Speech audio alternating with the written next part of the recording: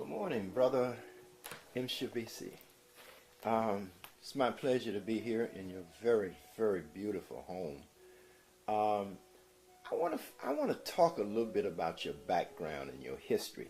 Tell us a little bit about yourself and something about these beautiful, I mean, awesomely beautiful African. They're not just African masks. They represent African history and African culture and legacy. And we learn a lot about our ancestors. But first, let's learn a little bit about you. Well, I'm a relatively simple man, you know. My father and my lineage goes back to Tanzania, East Africa. And so we're a lineage of chiefs and priests. So from about 10 years old here in America, I've been training, you know, and learning as much as I can. But I didn't really get conscious until I was about 14 years old. I belonged to the Organization of Afro-American Communities. That's where I met El Haj Malik, El Shabazz, Malcolm X. And I became a member of the youth organization of the Afro-American Unity. And then later I met Balozi Zaid Mohammed, who introduced me to Mfundishi Maasi and Malana Karenga and Amiri Baraka. And so that was my background, you know. So I worked with CFUN, Committee for Unified Newark, helping elect the first black mayor in New Jersey, in Newark, New Jersey. I went to college at Norfolk State University in Norfolk, Virginia. What'd you study in? I was an architect engineer in history. So that was my background. I went as an engineer, you know. Did you get a degree? Surely. From Norfolk State, I got a degree in history and in engineering. And then I went on to Rutgers Graduate School and got a master's at Rutgers and went to University of Dar es Salaam in Tanzania, received another master's degree, then came back and did another master's degree dealing with ancient Egyptian history, chematology. You also have a PhD? And I have a PhD, this also in anthropology and history. Anthropology and history? Right. Oh, so, okay. You know, in 1980, let me get the years right, I worked as a teacher. Actually, I was the first full instructor of Niedi Educational Institute, an independent private black institution in New Brunswick, New Jersey. And for graduation, Brother Dr. Charles Gray was the founder of that school, Niedi Educational Institute. And for graduation, since I was the history teacher, we brought in Dr. Ben. And I had, since I was the history teacher and I was teaching Kiswahili and things like that, and we had a fantastic staff. Professor Kasahun, who's the head of Black Sea Press and all of that, was we were colleagues at Rutgers University. And so we brought Dr. Ben in as a keynote speaker, and I saw his vita because I had to read it, and I said, oh, this is somebody I need to know. So in 1981, I made my first trip to Egypt with Dr. Ben. But this was in the 1970s when I first was introduced to Dr. Ben. So I made 5 trips to Egypt with Dr. Ben. That also led me to go deeper into my history because I was just studying all of Africa. When I met Dr. Ben, it allowed me to concentrate on ancient Kemet.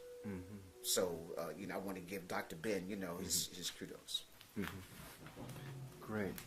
Now, I don't know if you want to talk about your martial arts experience before we deal with this, but there's a connection here. So give me the connection between your martial arts discipline as a teacher, as a competitor, in fact, a world competitor and champion. So talk to us a little bit about the two and the connection. Yes, well, again, my martial arts started in 1964 is when I first started, you know, and under my Mfundishi Maasi, and I took Bando, Burmese boxing first.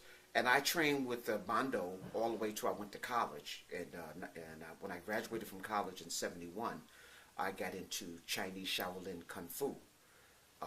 And I matriculated up into an 8th degree master became 3 times national champion in Shaolin Kung Fu, got a free trip to China. There I was awarded my 8th degree. I was a 7th degree before I went. I came back and I was into the African martial arts starting around 1980. And then by 1985, I was awarded Malanga, that's master in the African martial arts.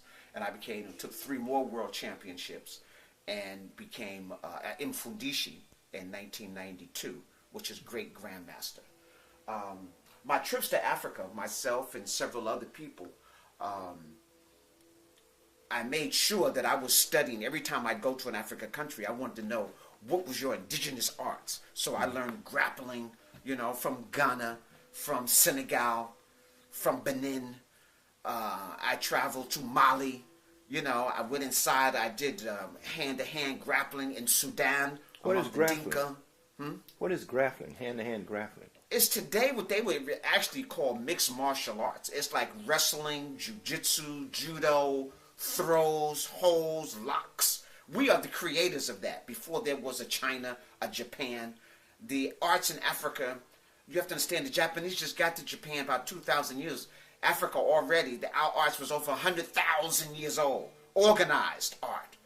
In ancient Kemet, you can see the friezes on the wall of grappling techniques, throws, locks, holds. You can see the foundation of yoga, all those things. You see, what I learned in Africa is that all this was connected. The meditation, the yoga, the martial, well, we call it the Manchu arts, because Manchu was the patron, the nature of war based upon Ma'at. Europeans call it martial based upon their god, who was a killer. So we call our art the Manchu arts. And you can see Manchu Hotep was the reunifier of the second golden age in ancient Kemet. And Manchu was depicted by a great falcon, an eagle like Haru. All right, so that's what we do. I do the Manchu arts. Okay, and Kupagana and Gumi is part of that.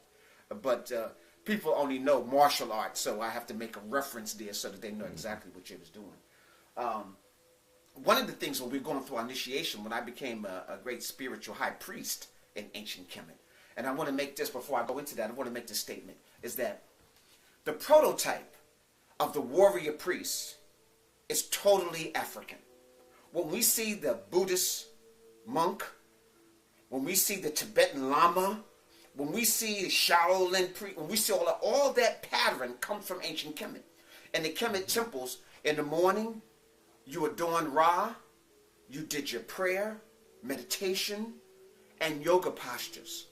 And then you went into the Manchu arts, the warrior art. And then in the evening, you practice your craft. So that's what was done among the Buddhists, and all of those temples you see were imitating. Now, they shaved their heads bald because they saw some of the priests bald. But all the priests in Kemet were not bald. Wild priests were bald, and some priests, but priests had locks, and priests were bald. So, in ancient Kemet.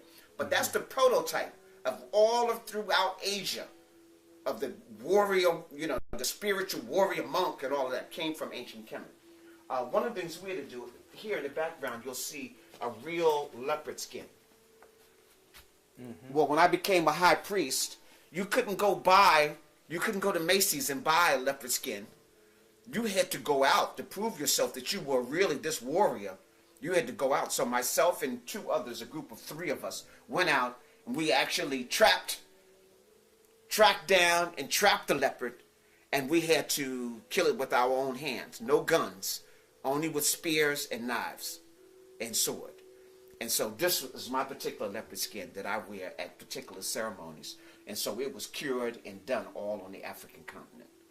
And then I just brought it back to America. So when I do ceremonies and things of that nature, I actually wear this particular leopard skin that was actually done with my own hands. Wonderful. Okay.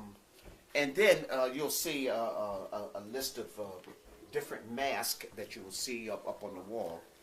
And as I would travel to each of the countries, I've been to, again, over 24 countries on the African continent. training with the martial arts, understanding the spiritual science, I would gather these masks up and bring them back. So they all have some significant meaning, you know, like even from the Benin lost wax, bronze sculpture, the Dogon pieces that you see up top here. I had the privilege of traveling with, excuse me. Okay. You were saying you traveled with Asa? So I had that, the privilege of traveling with Asa Hilliard to Mali and visit the Dogon. And so these were some things that I brought back. So all those pieces up top here, the 1, 2, 3, 4, 5 pieces, not the one on the end, but all of these were Dogon pieces that I was able to bring back. And that was a tremendous trip. So I want to give praise to our ancestor, you know. I wanted to kind of focus on these a little bit before we begin our interview.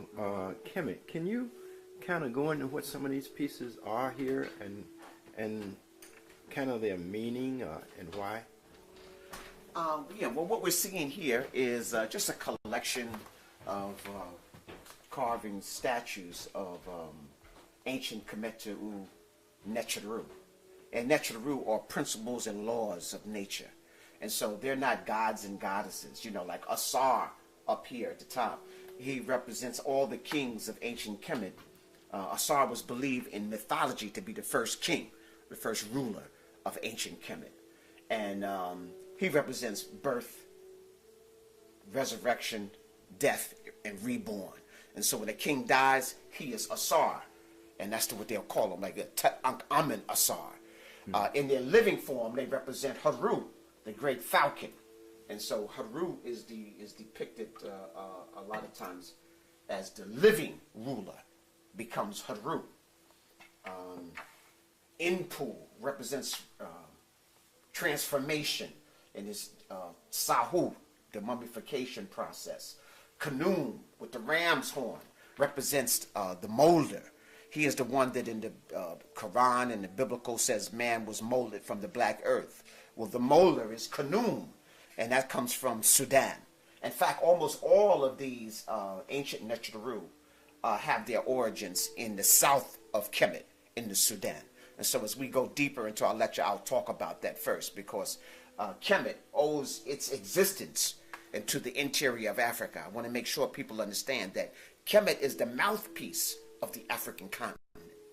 Sometimes we forget, we glorify the lips and the mouth and forget about the body and the head and all the history that brought forth into Kemet. And so anyhow, these are just Necharu that represent principles, laws that talks about ancient Kemet.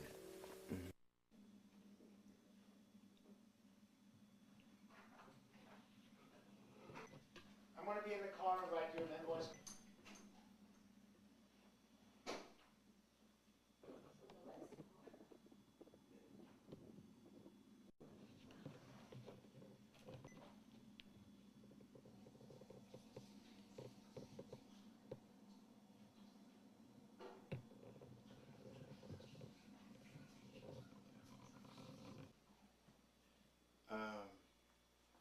I can call you doctor, since I know you have a PhD. But again, I'd like to begin with Nubia. I'd like to get a better understanding of Nubia. Who is the Nubian? Where do they come from? And what is their contribution to world civilization? And look at some of the specific things that are done. I know when we was in the exhibit on Nubia at the Boston Museum, you pointed out some artifacts that were made in Nubia thousands of years ago that the science really is only now catching up with. In fact, talk about Nubia first, but let's make that a part of. Okay, I want to be real clear. First, I want to straighten up the terminology. When we use the word Nubia, there was no ancient place called Nubia. So I want us to understand. We've just adopted that as a modern name. Ancient Kush, call Kush was probably the most famous name for that area in the which would be modern day Sudan. And ancient Kush included the areas we call Monroe, Napata, going all the way up into what we call Ethiopia today, to the borders of the Red Sea. So all that area we call Sudan and Ethiopia was all part of ancient Kush, which again we call Kush. And this was the birthplace of ancient Kemet. We have to understand that as the last ice age ended about 12,000 years ago, about 10,000 BCE, and there was a golden age during this time period, but about maybe 90% of the world's population was destroyed. Some of the greatest minds and energy that we know of was also destroyed. But some of the high priests kept this information, and they resided in Eastern Africa. Eastern Africa, if you go to the area of Tanzania, Kenya, Uganda, on the map was called Ta-Necher, which means the land of God, the land of the Creator. If you look at the land where Somalia is and Punt, this was also called Takui, the land of the great spiritual ancestors. And so even ancient Kemet always gave reference to this great area to the south from Central Africa. So names like Takui and Ta-Necher. Okay, so I need to be really, really clear. When they show approximately 7,000, 6,000, well maybe 8,000 BCE, and they have the great Anu chief that resided in that area maybe about 6,500 BCE. Again, coming from Ta-Necher and Takui, from the interior of Africa. And again, this is where your gold, almost all the gold, the natural minerals and resources came from south of Kemet. They were the ones that introduced in Netaplaya, which is in the, just west of Kemet in Sudan, where Chad is. This was also a great area, because as the Nile dried up, the people from that area, as the as the Sudan, the great desert, yes, the Sahara which desert dried up. As it dried up, people migrated to the Happy River, and the Happy River is the ancient name of the Nile River. Okay. So the Africans who lived in the Sahara, which would be like modern day Chad and that area there, and Niger, migrated. But they, in Netaplaya, they showed you that at 6,500 BCE, they had already understood Sirius A, Sirius B, had aligned astronomy and astrology charts and everything, aligning everything that we see that the pyramids are built upon. The alignment of the pyramids, that alignment was already done in Netaplaya prior to that time period. We also know that Haru Akheti, which people call the Great Sphinx, might have been built somewhere closer to about 12,000 BCE. And its alignment was already set more than 36,000 years. So just kind of giving you a little background of how far back. Even at the Temple of Seti, they show you a group of Neteru rulers who go 36,000 years before dynastic Kemet. So the Happy Valley, just modern Kemet, what we call Egypt today, might have been reunited by Narmer about 4240 BCE. But the knowledge that will be in Kemet is ancient already on the African continent. And so we know that that information existed in the Sahara. We know that information existed further south. And we know that information exists all the way going as deep as South Africa. They are South African petroglyphs of the Ankh, of Ra, of Haru. that go back 100,000 years. Now, most people are not ready to deal with that because the question is always going to be, well, where was everybody else? Where were the Europeans 100,000 years ago? Not on the planet. Where were the Asiatics that we know today? 100,000, not on the planet. We were the only people on the planet. Various different types of Africans. And I want to make it clear, there are various different types of Africans. We put Africans into one group. The continent is huge, it's prodigious. And so there were many different types of Africans. And we give birth to we call the Twa people. The Twa, the Sankoi, San people, who later people call the Pygmies, the short people. They are the foundation and the stock of all African people. And in their folklore, the Twa say they were born in an luminous egg on top of the mountain of the moon. Now, there are 3 mountains of the moons in Africa. The tallest mountain is Mount Kilimanjaro in Tanzania. And it's actually the largest mountain in Africa. And is the largest freestanding mountain in the world. Most people don't know that. They think Mount Everest and all of those, but those are mountains, on top of cliffs and drifts. The largest freestanding mountain in the world is Kilimanjaro in Africa. And that's the mountain of the moon. Also, Mount Rwenzori in Uganda is the second mountain of the moon, which is also a source of the Nile River. And the third mountain of the moon is Mount Choco, in Ethiopia, where Lake Tena rests on top of it in a crater, and that is the source of the Blue Nile. And so we can see the contributors and the foundation of the longest river in the world, the Nile River, over 4,160 miles long, runs from the mountains of the moon. And later Dr. Ben would tell us that, the mountain of the moon was the source of ancient Kemet. And so here we can see that the source of this knowledge is running from there. And so now, let me just deal back with your original question of Nubia. Nubia, again, is a modern name, come from the word Nubu. Nub means gold. Ancient Kemet got most of their gold from Kush. And so they got so much gold from Kush that later people just start calling it the land of the gold. That's where Nubia comes from. And the people of the land, the people from the land of the gold, Nubians. But those are modern names. At one time it was called Ta-Nehesi. Okay, so Ta-Nehesi, Ta-Seti, Monroe, Napata. Those were actual kingdoms, that existed south of Egypt.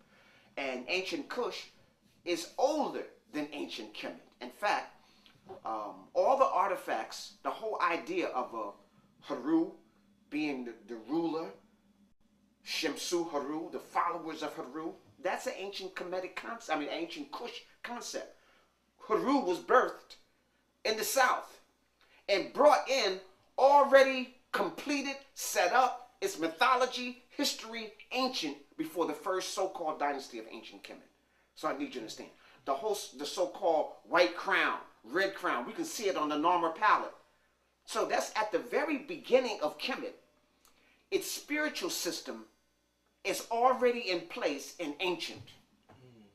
The mythology of its Necharu, Kanun, Ptah, Amun, Ra, are already ancient before the first dynasty, so-called dynasty, because dynasties is kind of a misnomer. That's something that the Greeks later will superimpose into history. The Romans will solidify it, and then modern Europeans will classify all of Egypt through dynasties. Manetho was supposed to be the high priest of ancient Kemet during the Ptolemy reign. And when the Ptolemy wanted to know the history of the ancient Africans, since Manetho could speak Greek and Medu-Neter, he had all the records of the archives, because the Greeks closed the temples in ancient Kemet and moved all their stuff to Mennefer. And so Manetho had access to all the records of ancient Kemet, and he kind of classified Kemet into family groupings. So that's what a dynasty is. A dynasty is the family grouping. It's not a decade, like 10 years, or a century, like 100 years, or millennium, like 1,000 years. A dynasty could be 5 years, 50 years, 62 years, 500 years. A dynasty was a family rule or the rule of a consistent ideology. And so even if you were not connected to the family, if you were perpetuating the exact same ideology and concepts under the same forces, then that dynasty remained. If you could have been a same family member, but if you brought in a new concept, a new philosophy or ideology, then that was a change of dynasty. Okay, so there was approximately 31 dynasties up until the time of the Romans, and that's 30 BCE. But let me go back to Kush and Nubia. So again, when Narmer, you have to understand, the ruler Narmer came from ancient Kush, united upper and lower regions, and then called that area Kemet. And we have to be clear, Egyptologists have misled us. Kemet means the black community or the black nation state. It doesn't mean the black land. Ta is the word for land. They had a word for land that they affectionately used. They would call it Tameri. Tameri was another name. Dr. Ben likes to use that name. Tameri meant the beloved land. They also used the name Samatawi. I know my colleague and good friend Haru Samaj likes to use that. Samatawi. That means the united two lands. So those were three names that Egypt, the ancient names of Egypt, and that was Kemet, Tameri, and Samatawi. Those were three different names that ancient Egypt was known by African people with affection. Okay, but like I mentioned, all of the spiritual paraphernalia in ancient Kemet came from Kush, or the interior of Africa. I just want you to clarify, when you talk about spiritual, right, what are you talking about? Religion was not created yet. I need you to understand. The Africans during that time did not have a religion. Religion is a concept that places your spiritual system in a box. And so that I can predict your behavior, I have an accountability to you, and I can dictate certain things to you. We had a spiritual system. Now, the 42 laws of Ma'at comes from even a greater group of laws that comes out of ancient Kush. Ma'at, the deity Ma'at, is an ancient Kush deity, an African woman with wings and wears an ostrich feather. The ostrich, often used by Amun, two ostrich plumes, is also a total African concept. The ostrich is an African bird. In fact, it's the largest bird in the world, but he does not fly. Okay? All right? But his plumes are almost in perfect symmetry. And if you ball it up, it'll spring right back. You know? And so it represents harmony and symmetry. So that's why they use this. So all the paraphernalia using your spiritual system based upon Ma'at. And so we had a spiritual system based upon Ma'at, which is truth, justice, righteous, harmonious balance, reciprocity. In my book, Spiritual Warriors or Healers, in chapter 3, the whole chapter 3 is dedicated to Ma'at. And I talk about Ma'at in all of its facets, whether it's Ma'at in the courtyard, in the courtroom, whether it's Ma'at dealing in the marketplace, or whether it's Ma'at in your spiritual understanding to nature, or whether it's Ma'at on how you treat your fellow human being. And in ancient Kemet, and in most of Africa, we treated each other like we were divine beings. So I often, when I write in my book, so I autograph it, I say, we are divine spiritual beings having a divine human experience. And people understand that divine is used both ways. As divine beings, benevolent beings, and also as divine humans. We have taken divine out of it, and we're treating human beings like it's a disease or something fallible, you know, that's not on an extremely high level. But the ancient Kemetu always placed humans, black humans, on the highest esteem. In fact, when they wanted to give a human being the highest respect, they would depict him totally black. That was the top, that's the epitome of greatness, the essence of all things. Because all things comes from blackness. and returns to blackness. So when they wanted to show the greatness in a person, they depicted him totally black. Like Asar, the great black. Sometimes he was depicted green, but green and black are synonymous. Chlorophyll is to plants as melanin is to human beings. It is the essence of our existence.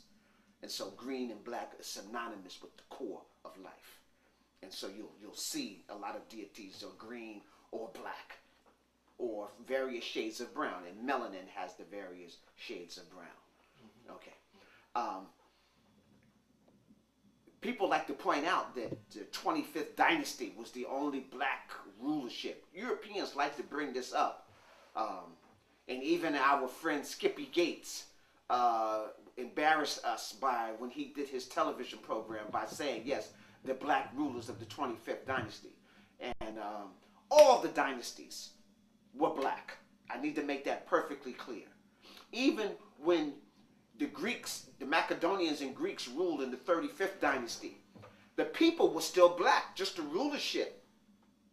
We had mulatto and white Greek and Macedonian rulership under Ptolemies and Cleopatra, but the people and everything was still black. The engineers, the architects, the mathematicians, the priests were all still black. If we back up and talk about the Assyrians when they conquered Egypt, Egypt was still black. When the Persians came in, they were still black. You have to understand that even the Persian rulers who sat on the throne in ancient Kemet were still black.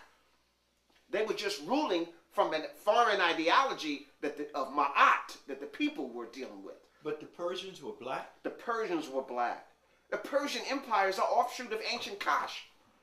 You have to understand, ancient India and Persia and Syria, well, the original people there were called the Blackheads. Not because they had black caps, okay, blackheads. Okay, so if you look at their pantheon and their, you'll see the lion, the falcon. There's no lions in there. So that all comes from the East Africa. Even in China, you have the temple dolls or great lions. There's no lions there. And it wasn't like they died out. No, this was the Africans who brought this in. The first dynasty of China, the Shang dynasty. This is also an offshoot of Eastern Africa. So Kush gave birth to Kemet. Kush gave birth to ancient Babylonia. Kush gave birth to the Persian Empire. Kush gave birth to, I already mentioned, until later what we find out that you see in South Pacific is the Shang dynasty. Kush gave birth to the first emperors in Japan. Kush, the first shogun, is black from ancient Kush. I mean, so I want to show you ancient Kush, which we're not giving what you would call Nubia. That's what you're saying was Nubia. Later will become Axum. And Axum was never defeated. The greatest navy in the world. The Romans had to pay tribute to Axum in order to travel in the Red Sea, and they needed Axum Navy people to even navigate the Mediterranean totally free. And that's never brought up. In fact, we are the greatest maritime sailors in the world. So we needed even predecessors to the Moors. The Moors are just Africans. We need to be really clear. But ancient Kush did trade in Asia as far as China with elephants. You can't put elephants in the dugout. So you see large sea-going vessels. Even doing up until 1492 when Columbus sailed, the Europeans still didn't have large ships. It was the Moors sails, Moors ships, Moor navigators that even doing up until 1492 in the modern era. Still Africans who have a background coming from this area of ancient Kush. So we need to be clear. Even in ancient Kemet, they had battles with the so-called sea people and defeated them. And the sea people ravished all of Europe and the Mediterranean and was destroying everybody. And ancient Kush during ancient Kemet during their so-called second golden age did battle with the sea people and devastated them. So I need to be really clear who we are and our origins. But ancient Kemet owes all of its records to the interior of Africa, the Medu Neter language, the Medu Neter writing, all of the Neteru comes from the interior of Africa. I need to be clear. The interior of Africa. So now as we move, at the beginning of the first golden age, some of my teachers were dynamic in breaking it down. So Dr. Asa Hilliard, Dr. Sendretti, who we call Jacob Crothers, yes, and all of them broke down, instead of using the dynastic periods that the Greeks and the Romans and later the modern day Europeans used, we broke Kemet into 4 golden ages.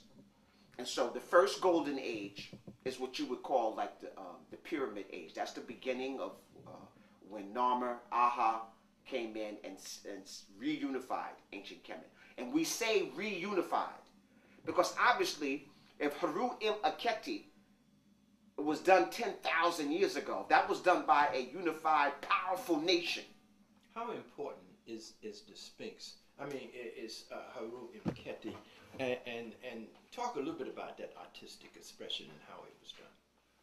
Well, first of all, we know that it's perfectly aligned with the constellation of Leo the Lion, which takes place in that area around 10,000 BCE.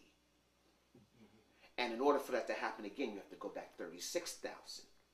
And so it's possible that the alignment and astrology, all of that was laid out way before 10,000 BC. We're saying 10,000 BC because we can prove beyond a shadow of a doubt it was already there when the last ice age took place. Great floods and water did water damage to that structure. So it was already there. Some people, some of my colleagues, we believe that it might be as much as 36,000 years old because it was put there to warn you of a time period, what was going to happen at the constellation of Leo. So no one built it during that time. It was already there when the constellation of Leo took place. And no one built it during when the earth was going through a traumatic change. If the earth is going through earthquakes, volcanoes, and storms, and you ain't out there chiseling the way building the Haru Akheti. It was already there. How was it built? I mean, is it solid? It's hewed out of one stone. Huh. And so that, and perfect symmetrically, 60 feet high, 240 feet long. Is there anything on any carved structures on the earth today to match that? I mean, modern? No, nothing in the modern world, you know. Okay, I'm sorry. You know. So you, and like I say, it's perfect symmetry. And we have to understand, like when it was recarved, now the head of Haru Akheti does not match the body. It is believed that the head was recarved after the ancient Kemetu reunified Kemet. Okay? So that's, you know, after Narmer and them. And it has a priest head. The high priest head, or they would call it the Subiti head. Okay? That's the head of the high priest. With the lion's body. And that meaning that master the animal domain. If the lion is the king of the animal domain, so master your animal nature, but rise to your highest spiritual consciousness, and that is of the high priest. And it sits there facing, you know, protecting like the pyramid complex from sunrise to sunset. And so that's where the Haru Akheti, Haru protecting, you know, our legacy from sunrise to sunset. Now just think about it. The Sphinx is a mythological creature created by the Greeks that has wings and will kill you if you don't know the riddle. Right? So now, if you're in Haru Akheti represents the power of Haru, protecting Ra and all of his energy from sunset to from sunrise to sunset. So if your son said, "Dad, I want to be the Sphinx," you'd be like, "Whoa, wait a minute, son," because you're thinking about, you know, but he'll kill you if you don't know the riddle. So he's this monster. But if he says, "Dad, I want to be like Haru Akheti. I want to protect our legacy from sunrise to sunset," you'd be like, "Oh, go with that, son. I can feel that," you know. So you can see just the difference of a name. Absolutely. The name made. And so when we call it the Sphinx, we're taking away our legacy. We're taking away the whole meaning of the statue. We're taking away what our ancestors put that there for. You know, we're taking all that away. You know. There's a complex next to Haru Akheti, later reconstructed by Ka-Ifra. Right? And Inside of that structure, there are no corners to the building. There's rounded corners in the whole structure. There's no other structure in Kemet like that. This structure was built prior to ancient Kemet.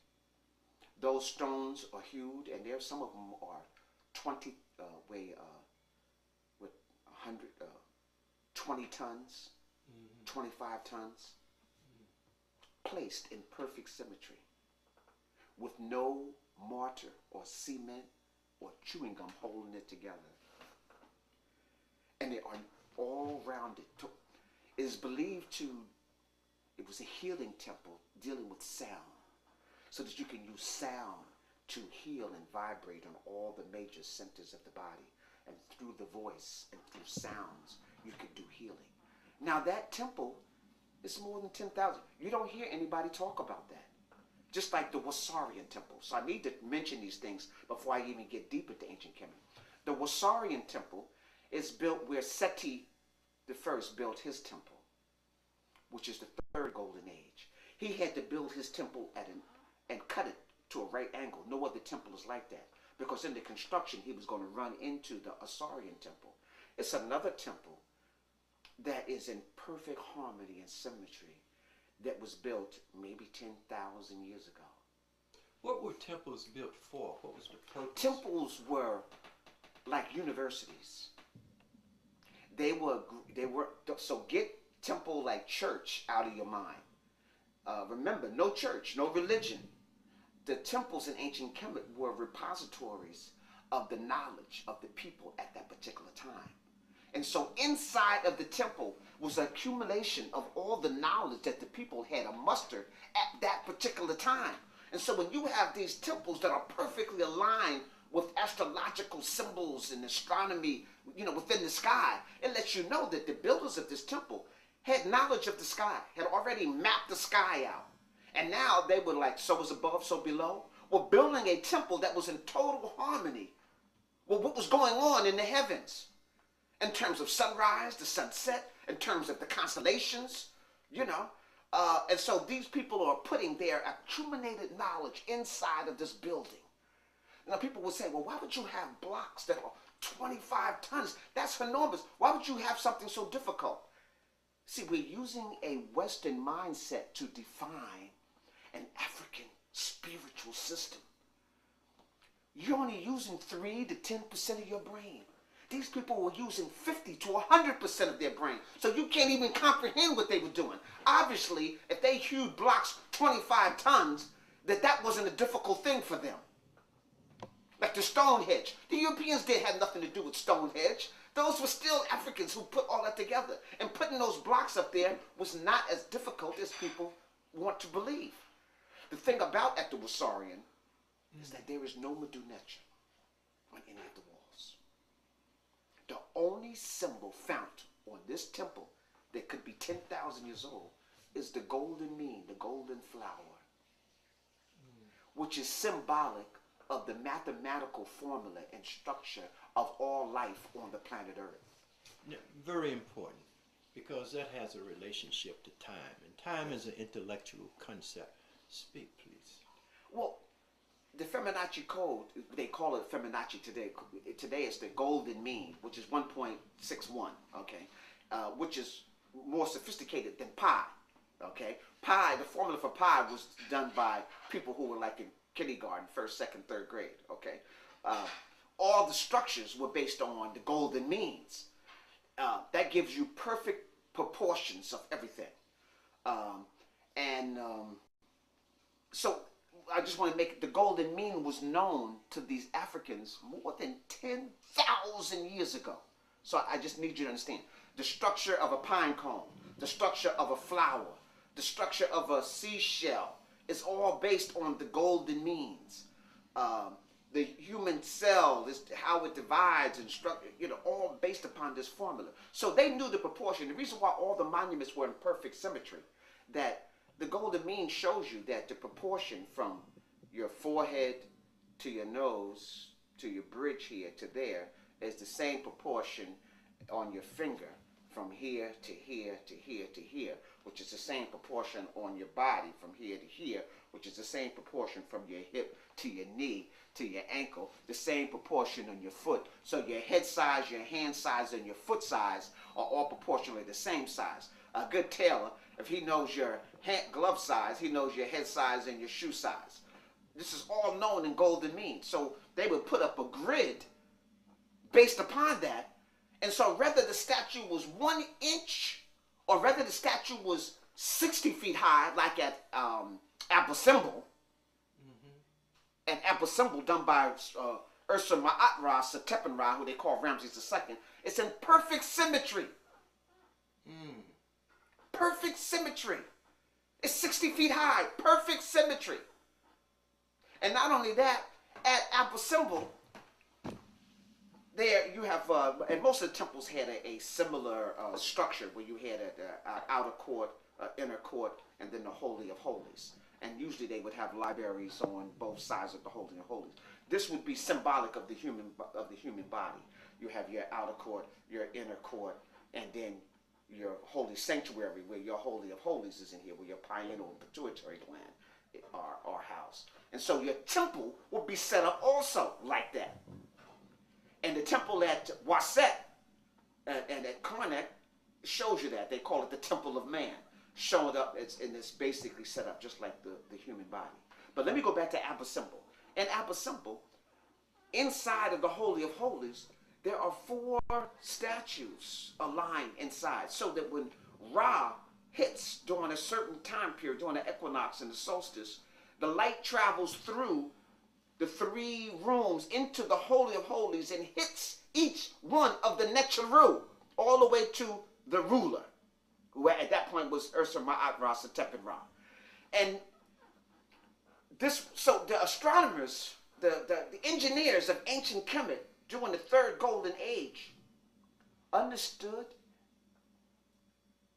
the 2 solstices and the 2 equinox, how light emanated on this planet, where the sun rose, and exactly what angle it would hit to build a temple that they had to carve into the mountain. They didn't put blocks up. They carved this into the mountain perfect. Just like in Lalibela in Ethiopia, where you have the rock churches carved out of a single mountain into perfect symmetry, into the cross. So we didn't lose this science. I want you to understand. Even when Kemet fell, and we had the Greeks and the Roman encroachment, and many of the African scholars just moved further south. You know, and so you will have Monroe, and they will go all the way to the Common Era, and not, some of them won't be destroyed until the Islamic conquest around 640 BCE. I mean, AD, CE, in the Common Era. And so the ingenuity of the African mind still existed.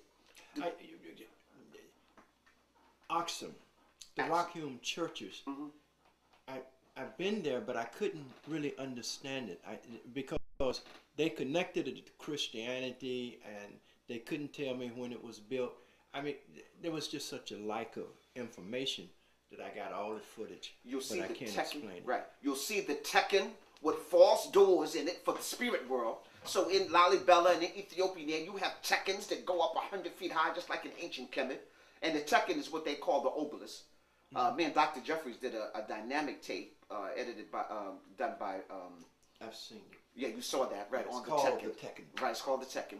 And we showed that the Tekken is a phallic symbol, a male phallic symbol. Right. But it represents resurrection and rebirth that was placed in front of each of the temples of ancient Kemet. Remember, the temple is a repository of your accumulated knowledge up until that point. And so we're not knowing that. It's a university. It's a university that doesn't need a teacher.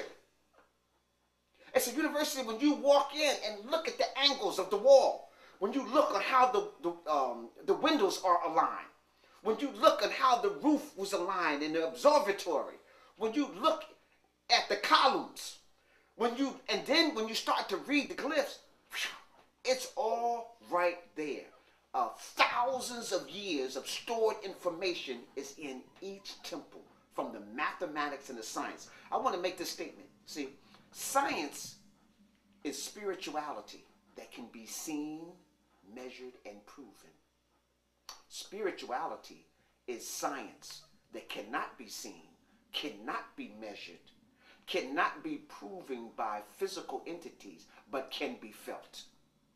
And so whether it is spiritual or whether it is scientist, you can feel it. One is seen and one cannot be seen. But they both are based upon the same mathematical ingenuity that the Africans held and gave birth to the rest of the world. Because we are talking about the spirituality that gave birth to the calendar, I've always wondered, because time is involved in a calendar, how that came about and just the importance of it. Because we don't really understand what the Africans went through to develop time. Time is an intellectual concept. Sure. So you have to have a juxtaposition of the movement of the cosmos and the universe and the sun and the moon and everything to come up with a correct representation of that movement with time. It's like a universal joint in your car. The motor turns, the wheels turns, but it's all turning in perfect harmony.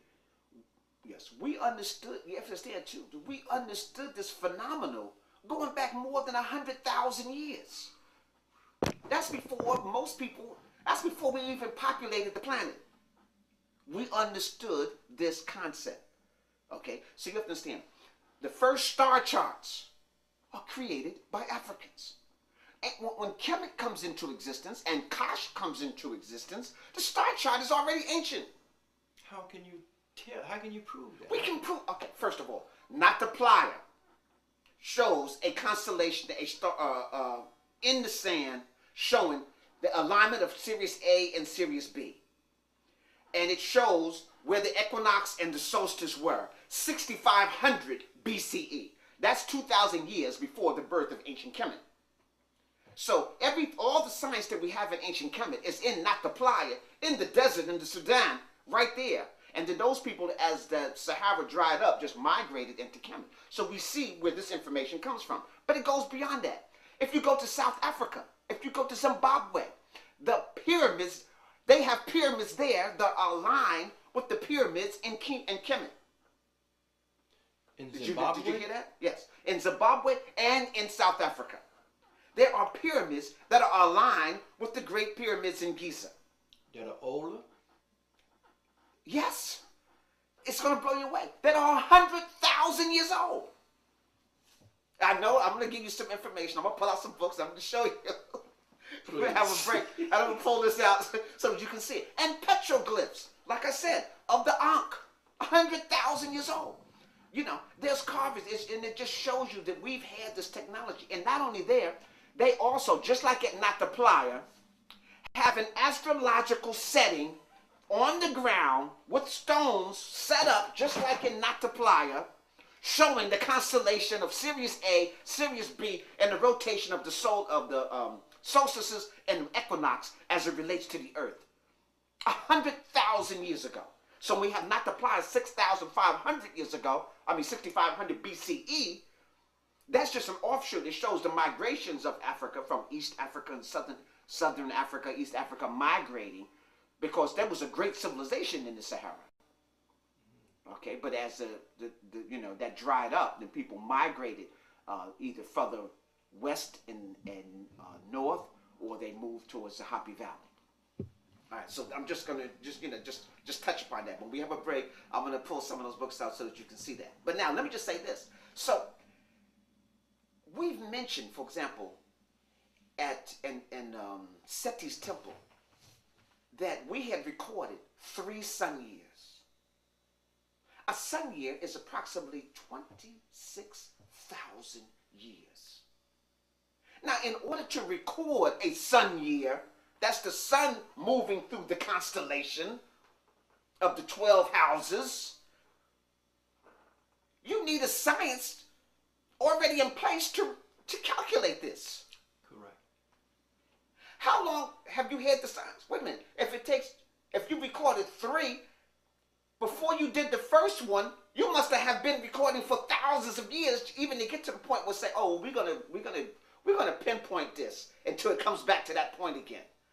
So I'm trying to show you here that the whole concept of a time, of a calendar, and we've been using, I mean, even in ancient Kemet, you had a lunar calendar, a solar calendar. You had the solar calendar and the lunar calendar, and a third calendar, because they had another calendar that dealt with the astrological phenomena. They had a calendar for festivals, and then they had a calendar for political and taxation, you know, agricultural. Mm-hmm. So they had an agriculture. So they simultaneously, they had these three calendars going in ancient Kemet. The Romans, like Augustus, had Kemet priests come to Rome and put their calendar together. So they just took a Kemetic calendar and put Roman names on it. So August was for Augustus, Octavia for Octavius, Julius Caesar for July. You know, so that's all we did, you know, was, you know, the Kemetic priests just took a Kemetic calendar and Greek and Romanized it. That's all. All right, so I need to be clear. No Western people developed a calendar. We are the authors of that concept of time. You know, as we're tracing the movement of the stars and plotting it. So before ancient Kemet, that was already ancient. That wasn't developed in Kemet. These priests brought this knowledge in. See, what people fail to realize, even the building of the three in Giza, Menkaure, Ka-Efra, and Khufu, the three large pyramid complexes, yes, are aligned with Sahu, who they call Orion's belt. Right? Orion is Sahu, okay, from ancient Kemet. And it's aligned with his belt. So, and have those pyramids in that exact same order, they already knew that constant, you know, that what was going on in the sky. So was above, so below. And then the so-called air dunks, which you don't need air dunks in a pyramid where ain't nobody living in there. So those are not, those are shafts that point to various constellations in the sky. So the builders of that, and let me say this, all the major pyramids that were done in ancient Kemet were built on ancient sites that was already spiritual and holy. There are megaliths in Seneferu, like Seneferu was the father of Khufu, who built 3 pyramids. The bent pyramid, the red pyramid, the true pyramid. If you go inside of the bent pyramid, if you go inside of, not the bent, I believe the red pyramid, if you go inside and you go in the chamber, you'll find almost in the center of that pyramid, there's another room with big monolithic stones that were weathered by water, just like Haru and Akhet. Now, it hasn't rained there for 10,000 years like that. How would stones inside of the pyramid get water weathered? Right. So, in other words, there was a structure there before they built the pyramids that was ancient, that was damaged during the last ice glacier about 10,000 years ago.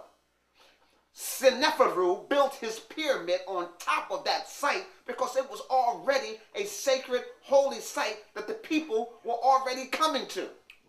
Are you starting to feel my drift? Yes. And if we go and if we examine many of these other great pyramids, we'll find the same phenomena.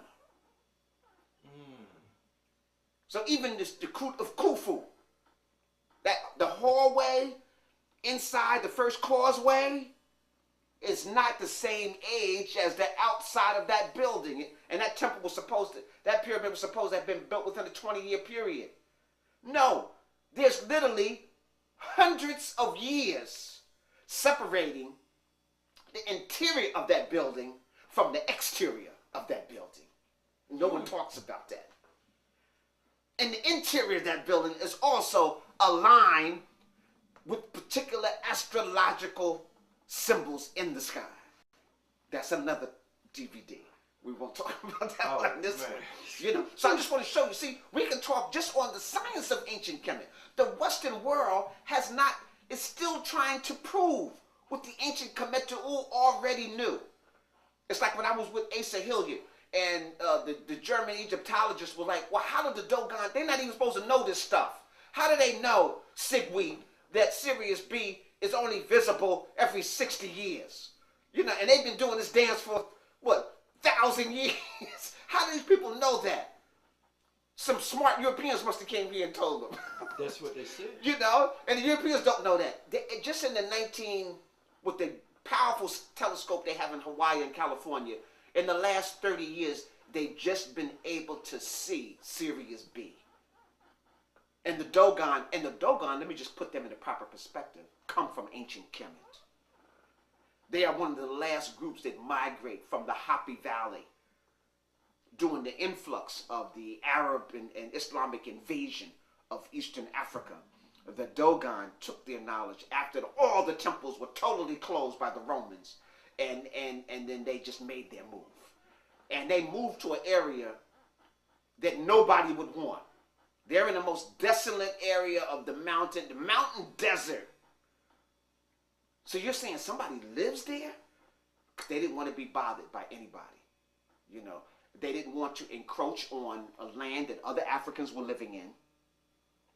And they definitely wanted to escape Islamic conquest. And so they moved into an area that they can, first of all, they can see if anybody's coming. It's protected. Their warriors can defend it. And it's a land that nobody really wants. You know, so, you know, but the Dogon had this area, and there's no group that we know of today on the planet Earth as an ethnic group where that group has more information of astronomy and astrology as the Dogon, other than what was in ancient Kemet. And they come directly from ancient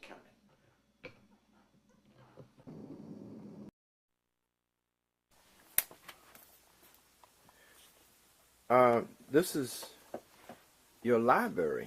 Yeah, this is my library. Wow. I mean, you've got thousands of books here.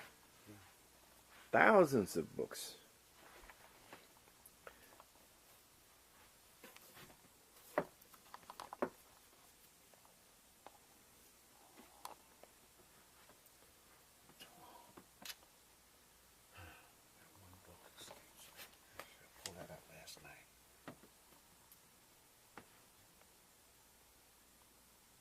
So busy dealing with the Roman stuff.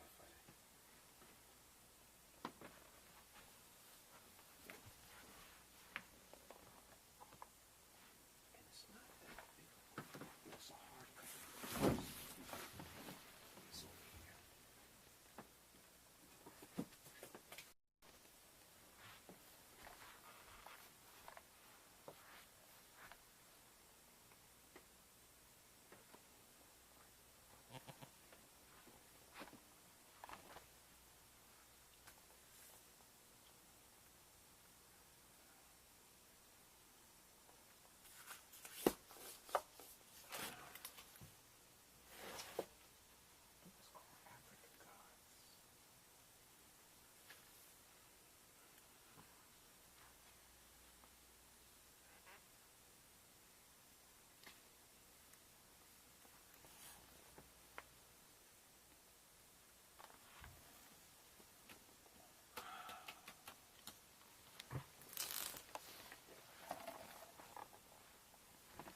I had a spillover, so all that come over here, and this is still Egypt.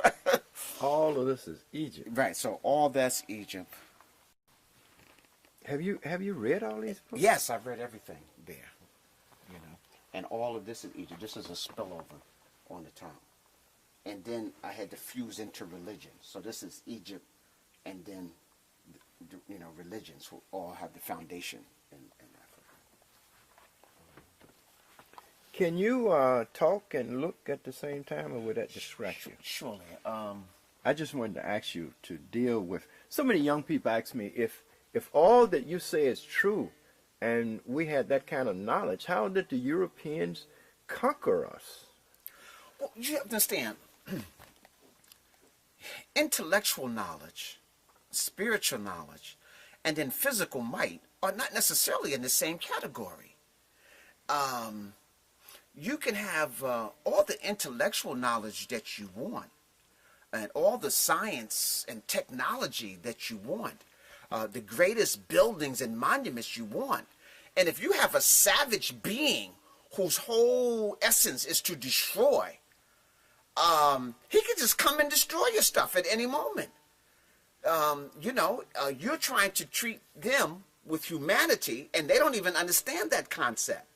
You see, just killing somebody because you can was a way of life for the ancient Asiatics, where the European is part of that phenomena. When the Vikings went out to go to work, they didn't carry no books or no intellectuals. They sharpened their sword and their stuff, and they got in their boats and they went to take somebody's stuff. And the family was waiting for them to come back. Daddy, who did you kill? Oh, can I have that head?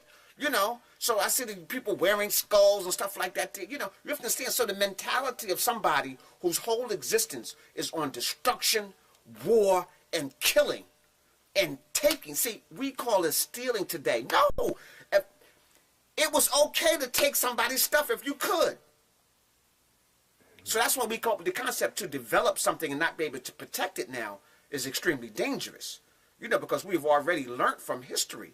You can have these, like right now, I have my library, all my books, but a bunch of thugs could come in here with their guns and shotguns, shoot me up and just take all of this, burn this down, and you would never even know knowledge existed. Well, that's kind of what happened in Kemet. You had a bunch of thugs who were illiterate, whose whole existence was on taking somebody else's stuff. They just come in and do you away. So. But with the kind of knowledge that you had, we should have been able to develop fighting machines, but let me say something. We should have something. had the understanding to protect ourselves.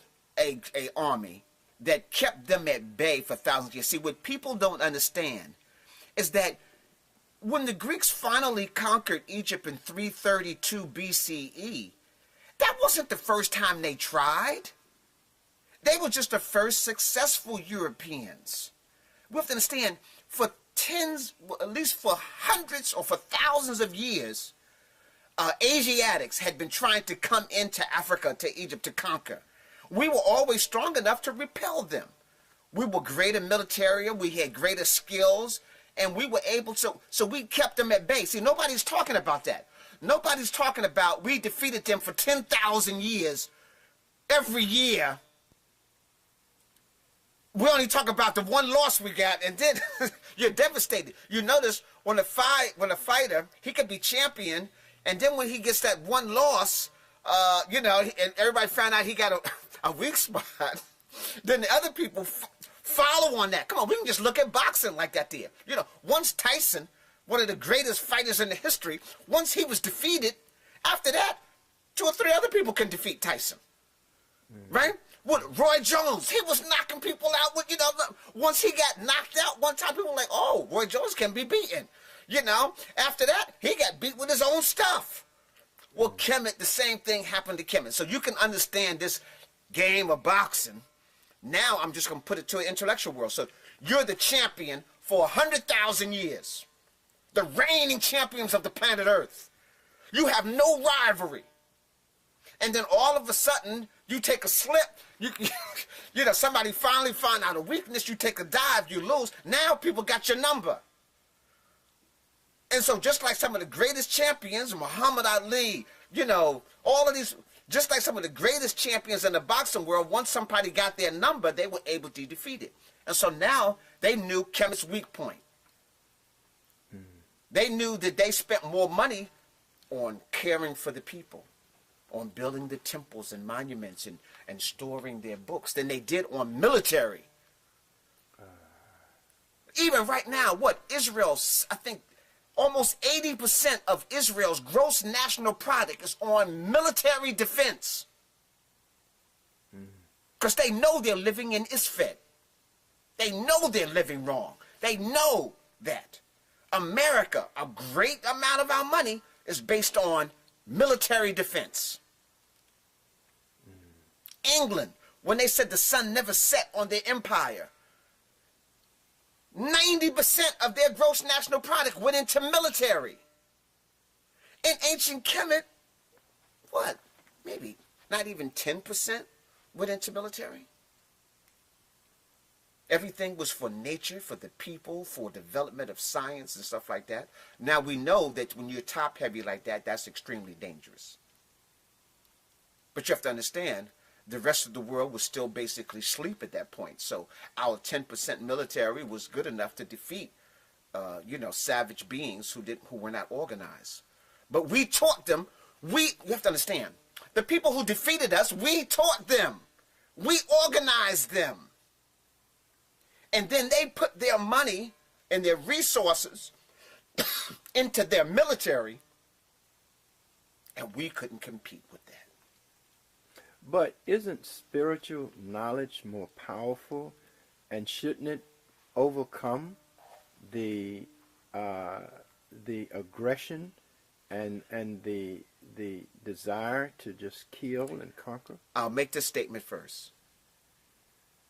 The spiritual power is greater than any technology than the Western world can develop. The spirit, effected at the right time in the right moment, can nullify an atomic bomb. That's how powerful the spirit is. But let me say this, my brother. No matter how dynamic you are, you could have been 6 times world champion, whatever. If I catch you at a vulnerable spot while you're in the toilet taking a dump, and I rush you at that moment, and you're trying to get your pants up, and all that skills for naught because I caught you off guard. Africa was caught with his pants down, taking a dump. And we weren't able to recover. Once you got that blow, and it's hard to recover. It's not like the movies where guys just jump up and, You take a real blow. Africa took a real blow. You lost generations of your youth. Generations of your geniuses. And Africa is still trying to recover. And it hasn't been that long. Hasn't been that long. Perspective. Right. The Europeans only came into Africa in the last, what? The last 400-500 years in some numbers. The Romans only dealt with the northern Africa. They couldn't come inside of the interior of Africa. And they tried, but they were defeated. So they couldn't. Ethiopia was never defeated in ancient times. Why?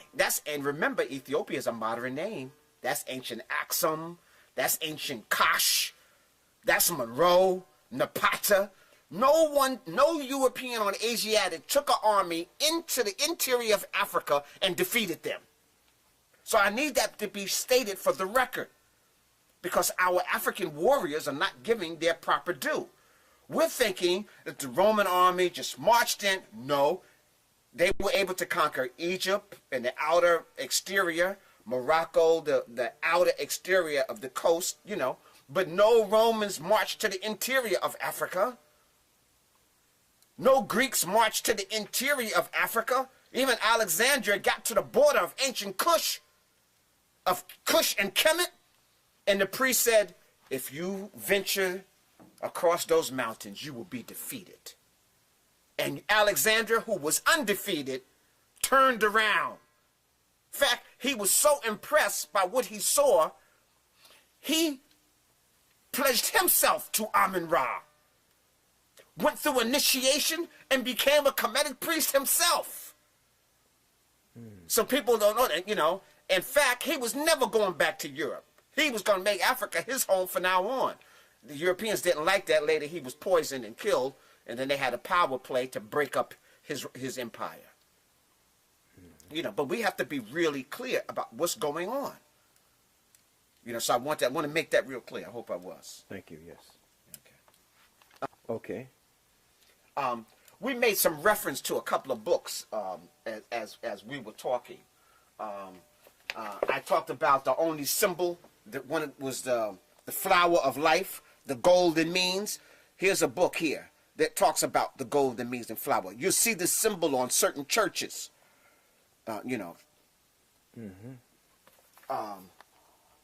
We talked about, for example,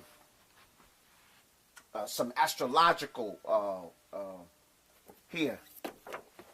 The Stars of Deep Beginnings, The Genesis of African Science and Technology. This is by Charles Finch.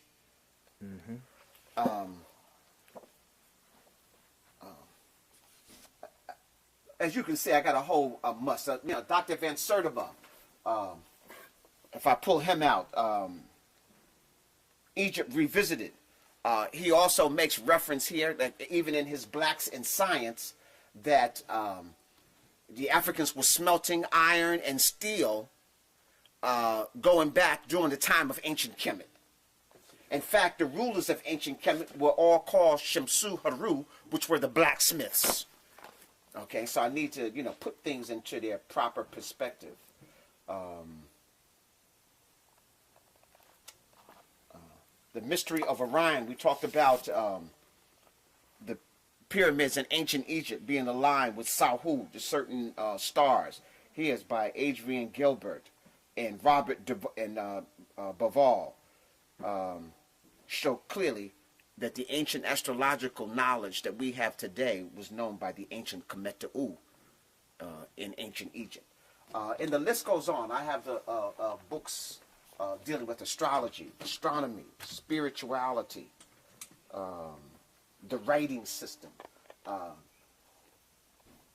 Like I said, the system of that we know as the Medu Neter was already ancient.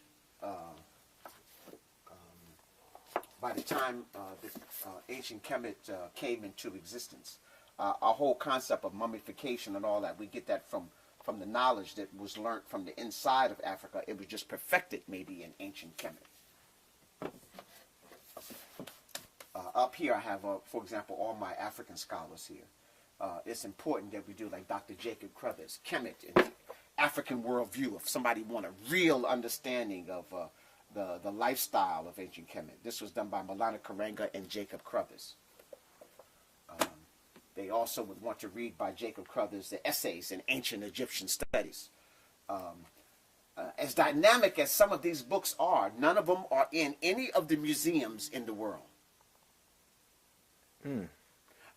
There are no black scholars' works in any of the museums dealing with ancient Kemet. Not even Diop, who was one of the greatest Egyptologists of his time, and in UNESCO in 1974 challenged the whole Egyptology world and defeated them.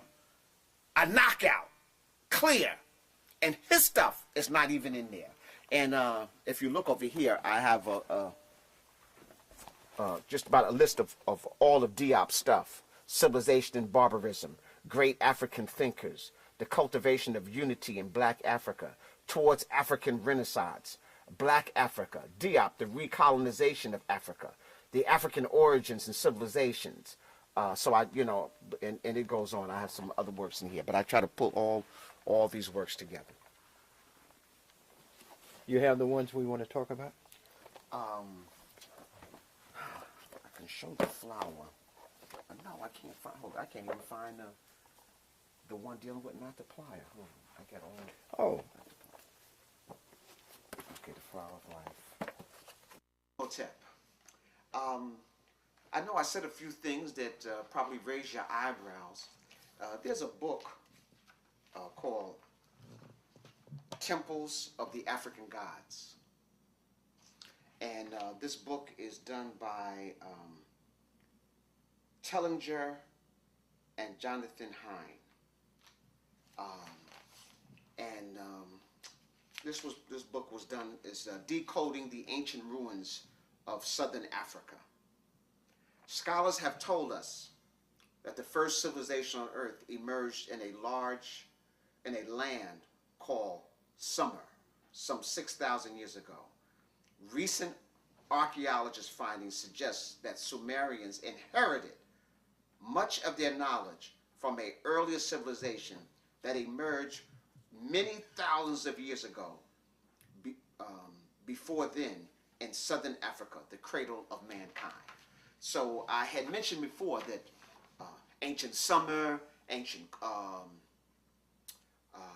what we see Babylonia, and all of that, the Sumerian, the ancient India, all that came from Kush, from Eastern Africa, by way of Central Africa and South Africa. So I made that statement, and I know a lot of people's eyebrows kind of raised, but I wanted to now just show you some historical information, some background information that kind of backs up some of that information. In South Africa, carved into the stone, the camera might have a hard time picking this up, but if it can zero in on that. Yes, I Yes, got that. you got it. There's an Ankh inside of Ra, the sun. So the symbol of Ra and the symbol of the Ankh is right there. Now, I need to say a couple of things that's kind of going to mess with you just a little bit. First of all, that's carved in a stone called diorite. Diorite is a 9.0 on the hardness scale. It's almost as hard as a diamond. So you can't even use copper, brass, tools to do that. And in some cases, you need something as hard as diorite to even carve into diorite. Or you need something harder.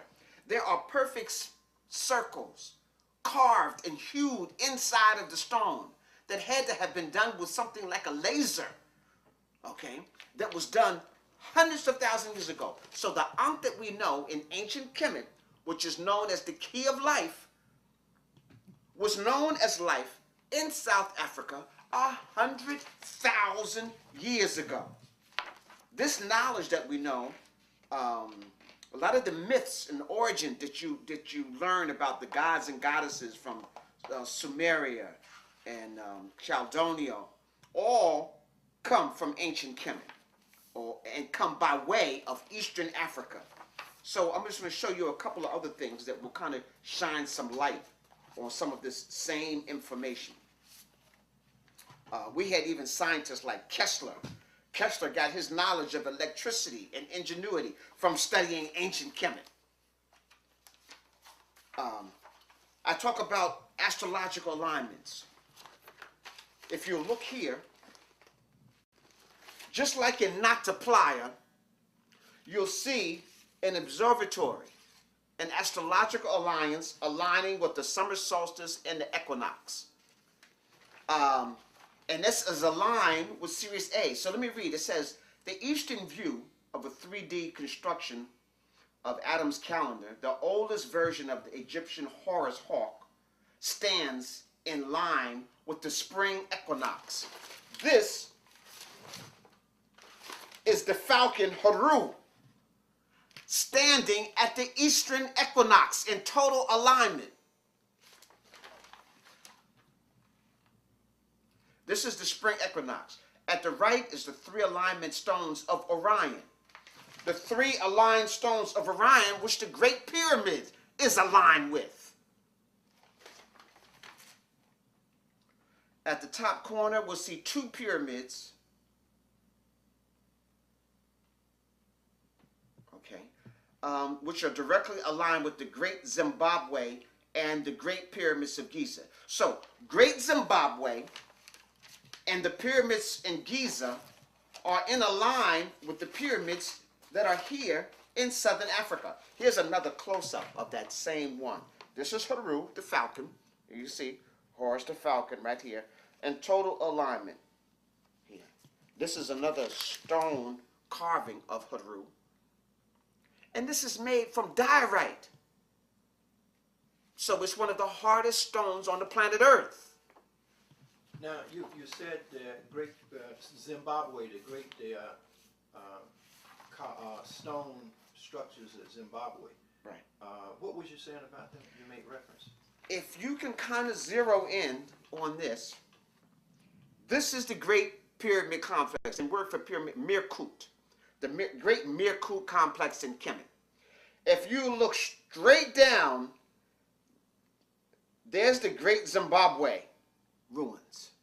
Mm-hmm. And if you look straight down, the ruins what I just showed you, with the astrological symbol and the pyramids in South Africa, are directly lined right here. So if we look at the map, this alignment is straight in alignment with the pyramids, the Mirkuts in ancient Kemet. Meaning that the people here had knowledge of what the people here has done. I don't think that would be a coincidence.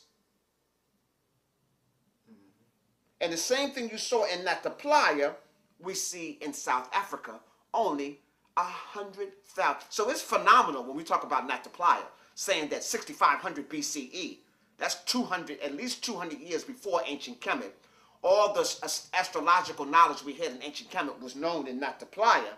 But when we see that all the knowledge known in ancient Kemet was known here, now you understand when I say that Kemet was the mouthpiece of the African continent.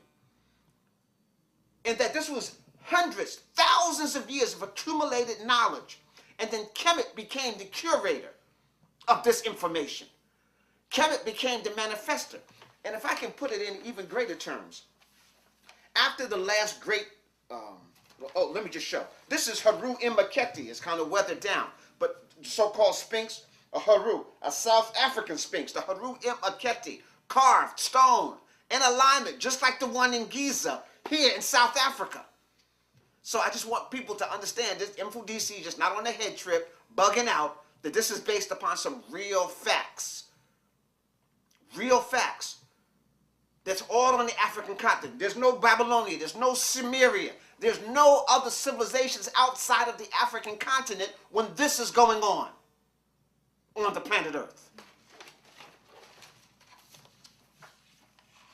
I made reference to a couple of the temples in ancient Kemet that precede dynastic Kemet. There was no Medu Neter on it. The only thing would be on it is the flower of life. And here, I have the same flower of life that the temple complexes in southern Africa and in Zimbabwe, they had the village based upon this same concept of the flower of life. Understanding the exact coordinates of the planet Earth and its alignment to astrological plottings in the sky. And all life as we know it on this planet is based on this formula of the golden means. So I just wanted to show you that Mfundishi was not just bugging out. Again, here we see Orion, Sahu, its alignment is in total alignment, just like in Giza. That alignment is done in South Africa. Only these megaglyphs, these stones are aligned 100,000 years ago.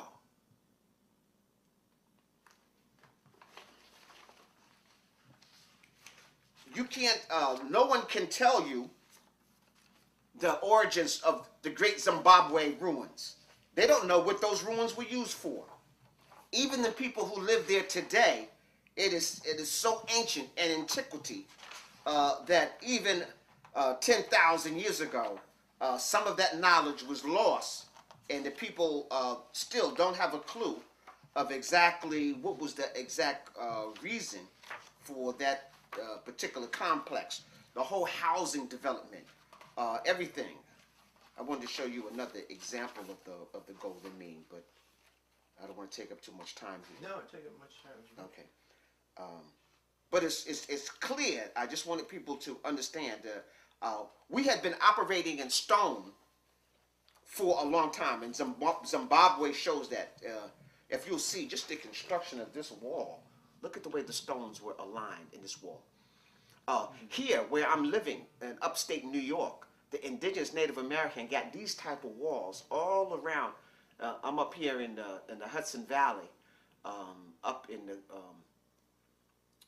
the mountains, and the Native Americans have these walls. I have these walls like this on my property here.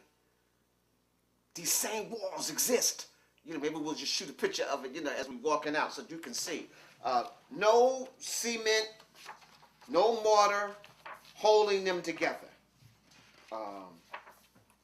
Here's another example of this great wall going around the complex in southern Africa. And that's not been repaired.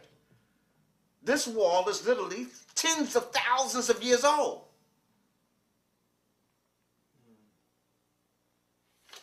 You know, so we just refined it.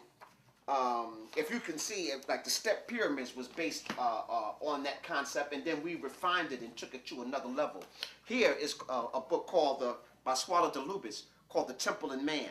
And you can see the human being superimposed over the temple, showing that the temple is in exact coordinates and alignment with the human body. And so when I talked about the science of ancient Kemet, it's not just in the writing. The temples themselves were the repositories of the ancient knowledge. The temple itself was a repository of the mathematics, the astronomy, the astrology. All of that was aligned, left in here. Now when you start to read the Medu Neter, that's just an extra plus. You know, that's just an extra plus, like the light, the writing on the wall. Here's a guy that a lot of the Europeans were pretty mad at. Signs and Symbols of Primordial Man by Albert Churchward. He basically stated a couple of hundred years ago, when Africans were being enslaved, that all the knowledge that the Western world comes from these same Africans they were enslaving. And so the Western world was pretty angry with him, especially the Christian world. They were pretty angry because Churchward was showing that all the signs and symbols of our knowledge and wisdom and understanding was actually done by African people. Can you read that little paragraph in there that he says the very people that we are enslaved today gave us all... Here. Hold on, go ahead. Got it. What does he say?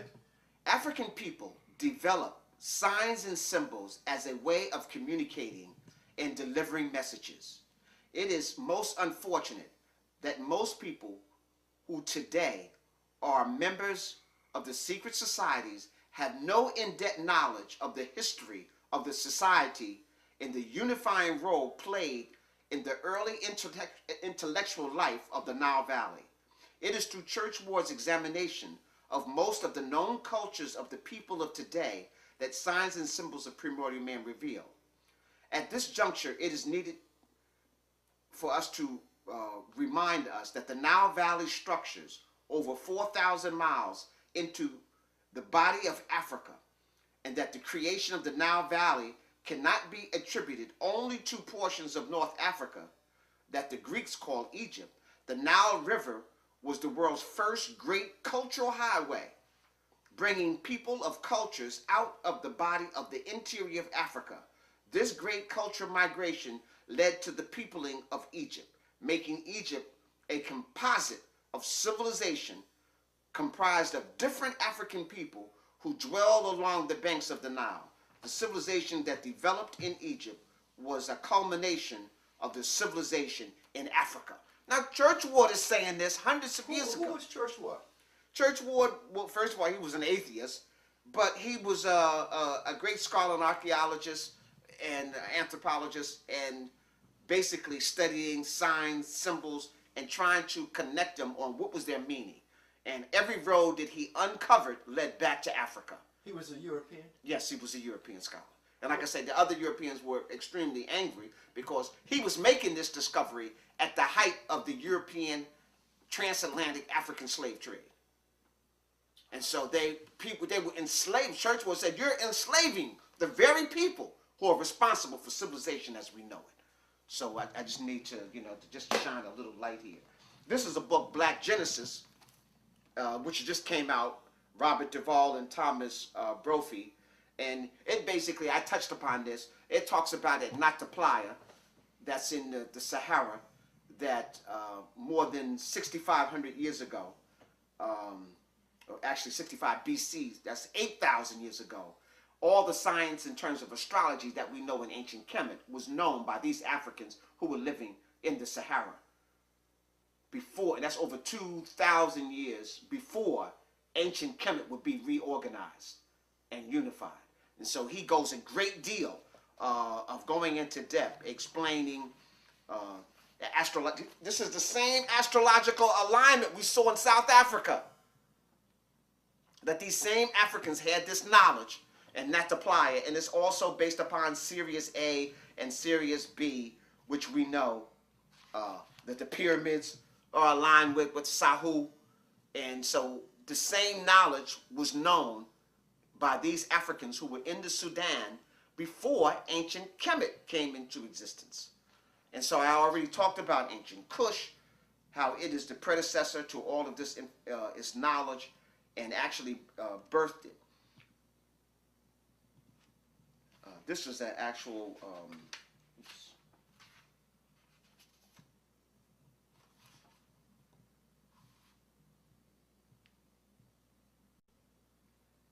This is a prehistoric picture of Haru over 3000 BCE. Now let me just make a couple of statements here before I even go. But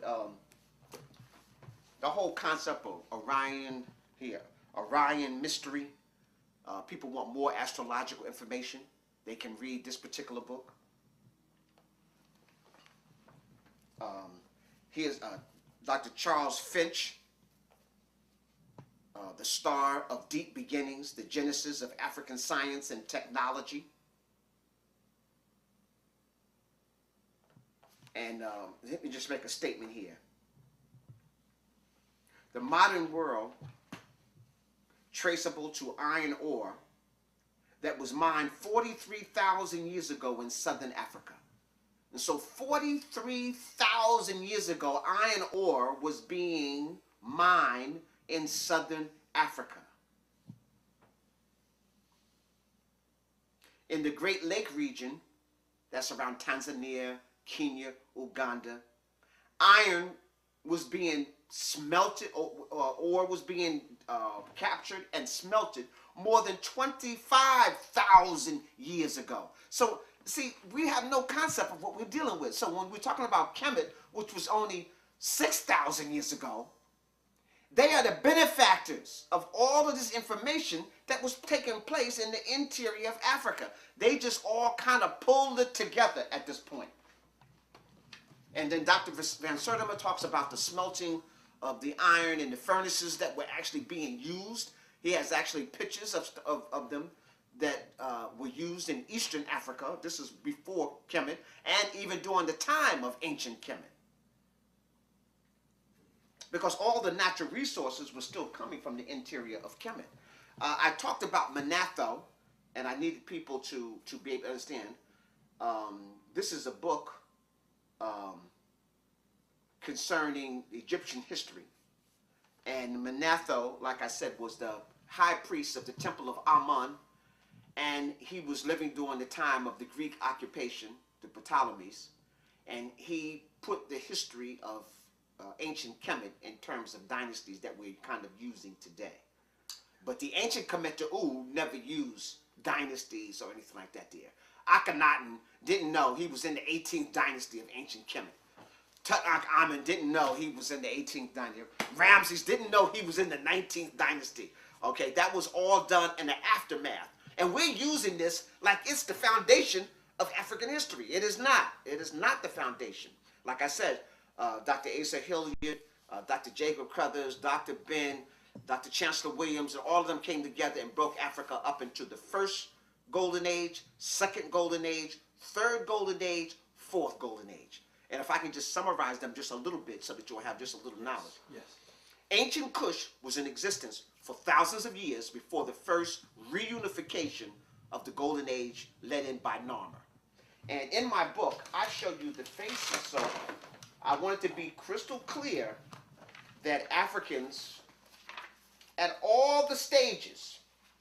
And so here's a picture of Narmer, an obvious African, is the founder of the first golden age of the reunification of ancient Kemet.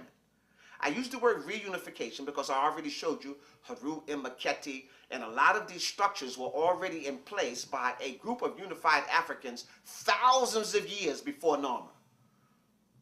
Due to cataclysms destroying much of the Earth's surface, devastating large numbers of the Earth's population, man shifted back and had to start over again. But some of these priests kept the knowledge and developed a society that would be able to take off where they left out. Ancient Kemet is one of those societies. And we'll see other places around the world where some of this knowledge would be to take off.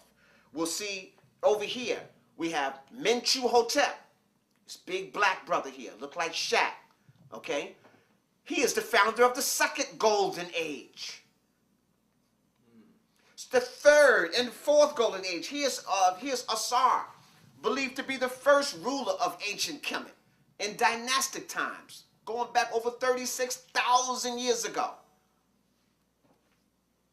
Obvious Africans, and we go on. So all of the four golden ages of ancient Kemet were all founded by Africans. And it is clear that Haru and Akhet is a big black face that you know as the Sphinx. If we can see Het Haru, the golden calf, we can see Hemet Nasut Weret, Tai, who was a beautiful African queen, one of the rulers of ancient Kemet. And again, we see all Africans. Look at this brother with locks. You don't even hardly see. Imhat Amun. Amin Himhat. Look, obvious Africans. These are all rulers as ancient Kemet. He's a ruler in the second golden age. So you don't have to wait to the 25th dynasty to get African rulers. All the rulers. Look at his Akhenaten over here. He didn't have no disease. He was a brother with a big butt. I see brothers like this all the time. He don't have no, elephantitis and no other diseases. All right, so we have to be real clear. I break down chronologies inside of my book, so that will explain the first, second, third, and fourth golden age. So now, if I'm just in review, during the first golden age, we had technology that we can build pyramids.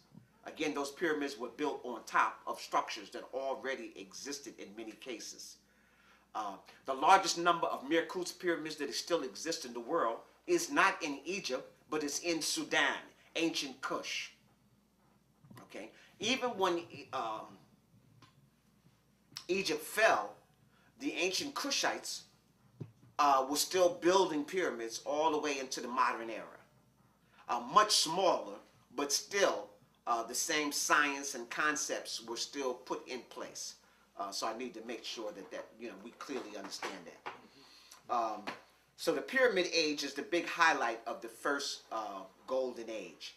All the science is already intact.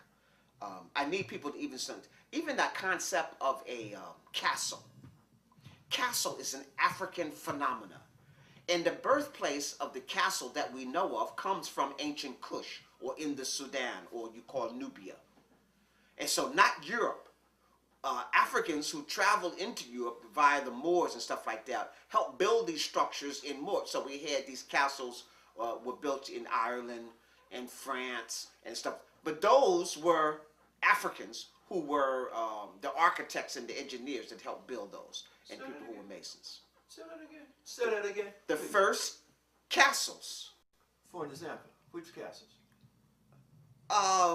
What the castles that you see in England, the castles you see in Ireland, the castles you see in Europe, like in France and in Germany. Those were all built by African people. They were the engineers of that, and the architectural structure comes from that. In several of the books, I'll even show. Oh, here, watch. I'm going to show you something that just will shine some light on that. In my chapter 12 of Spiritual Warriors Are Healers, I show. Am I still on? Yeah. Okay. In chapter 12 of Spiritual Warriors Are Healers, this is at Beni Hassan, which was ancient Mahez. Ancient Mahez is where the warriors were buried during the second golden age of ancient Kemet. And right here is a castle. And this shows you all blacks defending a castle. So on here it shows you how to attack a castle, and it shows how to defend from a castle. This is second golden age in ancient Kemet. There were no castles in Europe. In fact, there isn't a city in Europe when this was taking place. This is still 1,000 years before Greece.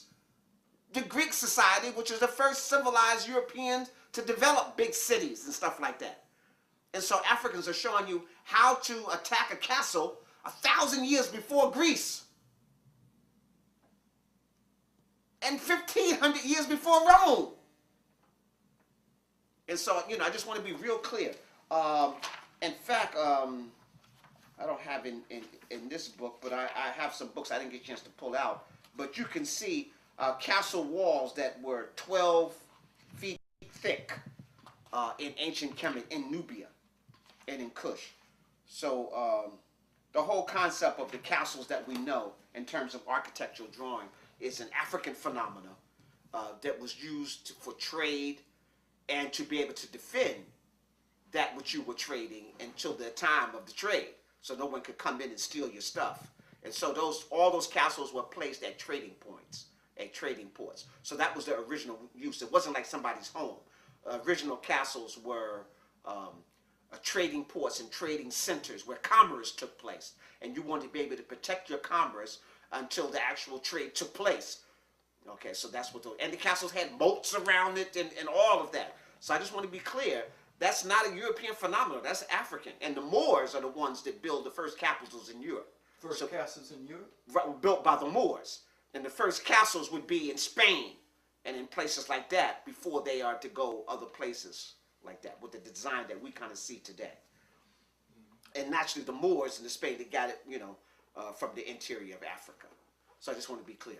The second golden age, the reunification of Kemet, is called the classical period, even by European Egyptologists. This is where the writing of ancient Kemet and their the mythology of ancient Kemet is all put down in the Medu Neter. And most of the classical writings and stuff like that is done during this period of time. See, during the first golden era, we have what we call the Mirkut Sabiat, or the pyramid text. That's the first golden age, the pyramid text, the Mirkut Sabiat.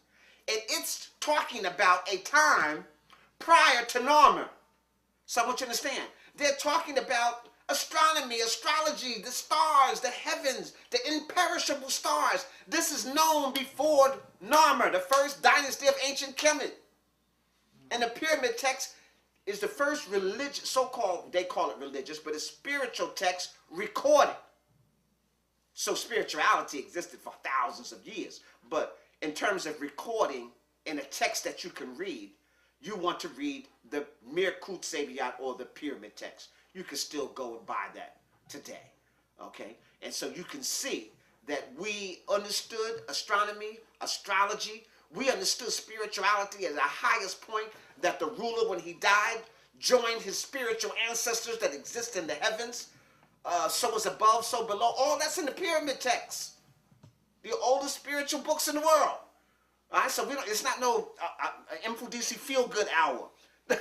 This is all based upon writings, okay? That's the first golden period.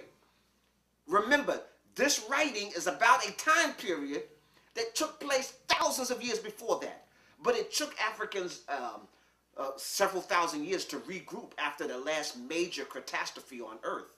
And so what you're seeing in ancient Kemet, about 4000 BCE, is Africans who have regrouped now and can start their civilization again. That's why Kemet looked like it started almost at its zenith and started to go downhill, because they already had the knowledge. Now the priests had to develop a group of people who could carry this out. Okay, the second golden age now is going to bring in what we would call the coffin texts, or the Karas Sabiat. The Karas Sabiat, the coffin texts, now are groups of writings that was placed inside of the tombs of the ancient Kemetu. They talked about the spiritual writings that was in the pyramid text and other spiritual writings that had been recorded from before ancient Kemet. This was all placed, these prayers, these all this stuff was placed inside of the tombs, the time capsules, I call them, because they are truly time capsules when you look at what their function was and what they're doing today, and the information we can still get from them. So it's kind of a misnomer by saying the coffin text, but again, if we're letting Europeans define the name of our books, that's what's going to happen. In the third golden age, you were issued in what was called the Pert Im Haru, the book of coming forth by day. And the European Egyptologists call that the Book of the Dead. So you see, we can't depend on them defining our stuff. It was a book of everlasting life, not a book of the dead. Okay, but because they found it inside of the tombs of what they call dead people, they just named it that. But it's the book of coming forth by day. It's a book on how to be immortal, you know, on the book of how to overcome obstacles in the afterlife and spiritual entities that one has to deal with in the spiritual world. That the spiritual world is even larger than this physical world. And the ancient Africans clearly understood that. And even Africans today who have not lost their mind still understand this. Okay. The fourth the fourth golden age deals with Kush coming back in because Africa has lost its way again. In the fourth golden age, the brothers from ancient Kush come back into Africa to bring back the teachings of the old ways. So you have the great writings of Kashta, the great writings of Pianki. You know, you have these great writings, Shabaka. And so we have the Shabaka texts during the fourth golden age. These writers are coming back, and they're not writing anything new. The fourth golden age, Shabaka is saying, no, you need to go back and study Ptah. And so the greatest records we have of Ptah, the creative spark of the architect of the universe, is based upon Shabaka's writing. He's just rewriting the scrolls, the papyri that had been destroyed, some of the walls that had been destroyed, some of the temples that had been destroyed. It was a Renaissance era of Africans reclaiming and bringing back to life what had been lost. So those are those four. The rest of the golden age would go back into Kush, and we would see that later in Axum, Napata, Moreau. Those are other offshoots of ancient Kemet. Egyptologists will tell you that those were Africans who were the Egyptians Egyptianized them, and that they were following what is the other way around. These ancient Africans created what is Egypt, and all they did was go back to their traditional ancestor worship. It wasn't something that was shoved down their throat or that was totally new. No one else, other people, ancient Kemet traveled to other places in the world. Nobody else could duplicate ancient Kemet but Africans. And I need to make this statement. The Greeks came into ancient Africa and stayed for what? 300 years as rulers. If you go to Greece, outside of the Parthenon, and there's no other evidence of high civilization. They cannot duplicate. They don't have the Neteru all over the place. They don't have giant statues all over the place. They don't have pyramids all over the place. They were there 300 years. How come they couldn't duplicate it? The Romans would have come in after the Greeks in 30 BCE, and they had access to all the temples. They had access to all the information the Greeks had. They built a couple of temples, a couple of monuments, their cathedral, their Colosseum. But outside of that, there's no other. Kemet is not duplicated because they don't have that knowledge again. They can't. They build some statues, and we can see we are the first to etch in stone. So when you see those Roman statues and their teachers were the Africans. The African sculptures, the African scholars, they were still present in Rome at every stage. They were still leaders in Rome at every stage. You got to talk. The word the Senate in Greece and the Senate in Rome wore the long robes, almost like a galabia, like a kaftan, or, the long robes with the cloth over their arm. That's from ancient Kemet. The word S in the Medu-Neter alphabet is a bolt of cloth wrapped down that would be draped over the arm.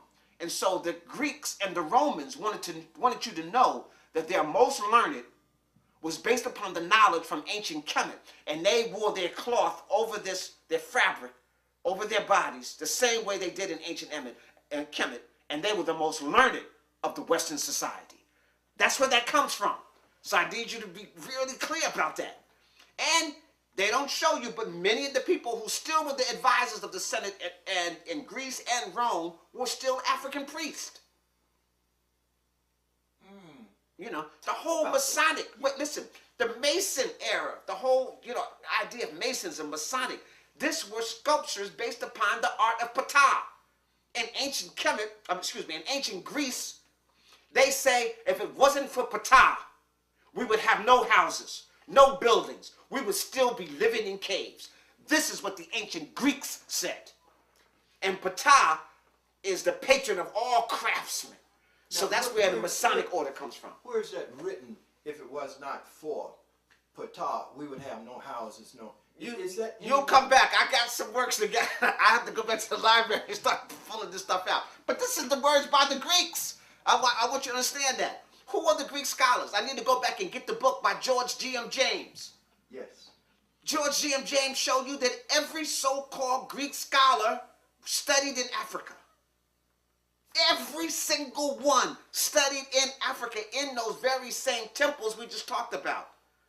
You know, so I need to be real clear. Yes. You know. Yes. Would you continue in terms of how Rome and Greece, even the way they carried themselves, even the way they dressed, and so forth, was a duplication? It was a duplication of what they saw in ancient. Can you give more examples?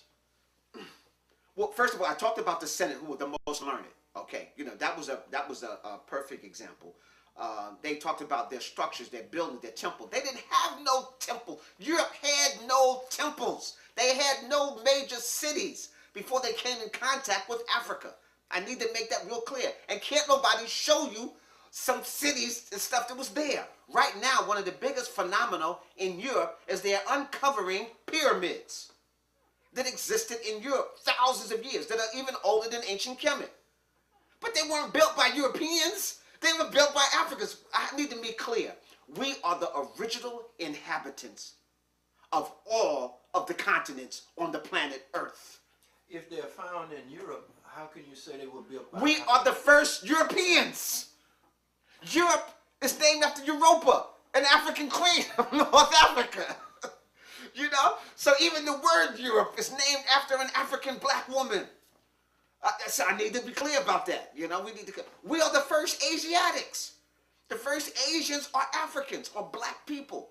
Southern Asia was populated first. You know, we get the yellow, pale-looking Asiatics who are the descendants from the Mongolians. And the Mongolians come from the extreme north, like the Europeans come from the extreme north, the ice people. So we have the sun people and the ice people meet. And that's when you have the people of color. So I need to be real clear about that. The ice people, lacking melanin, meet the sun people who are melanated. And then you have the variations of the brown people in between. So you need to be clear about that. The original happens of Japan were black people. The Anu, the original happens of southern China.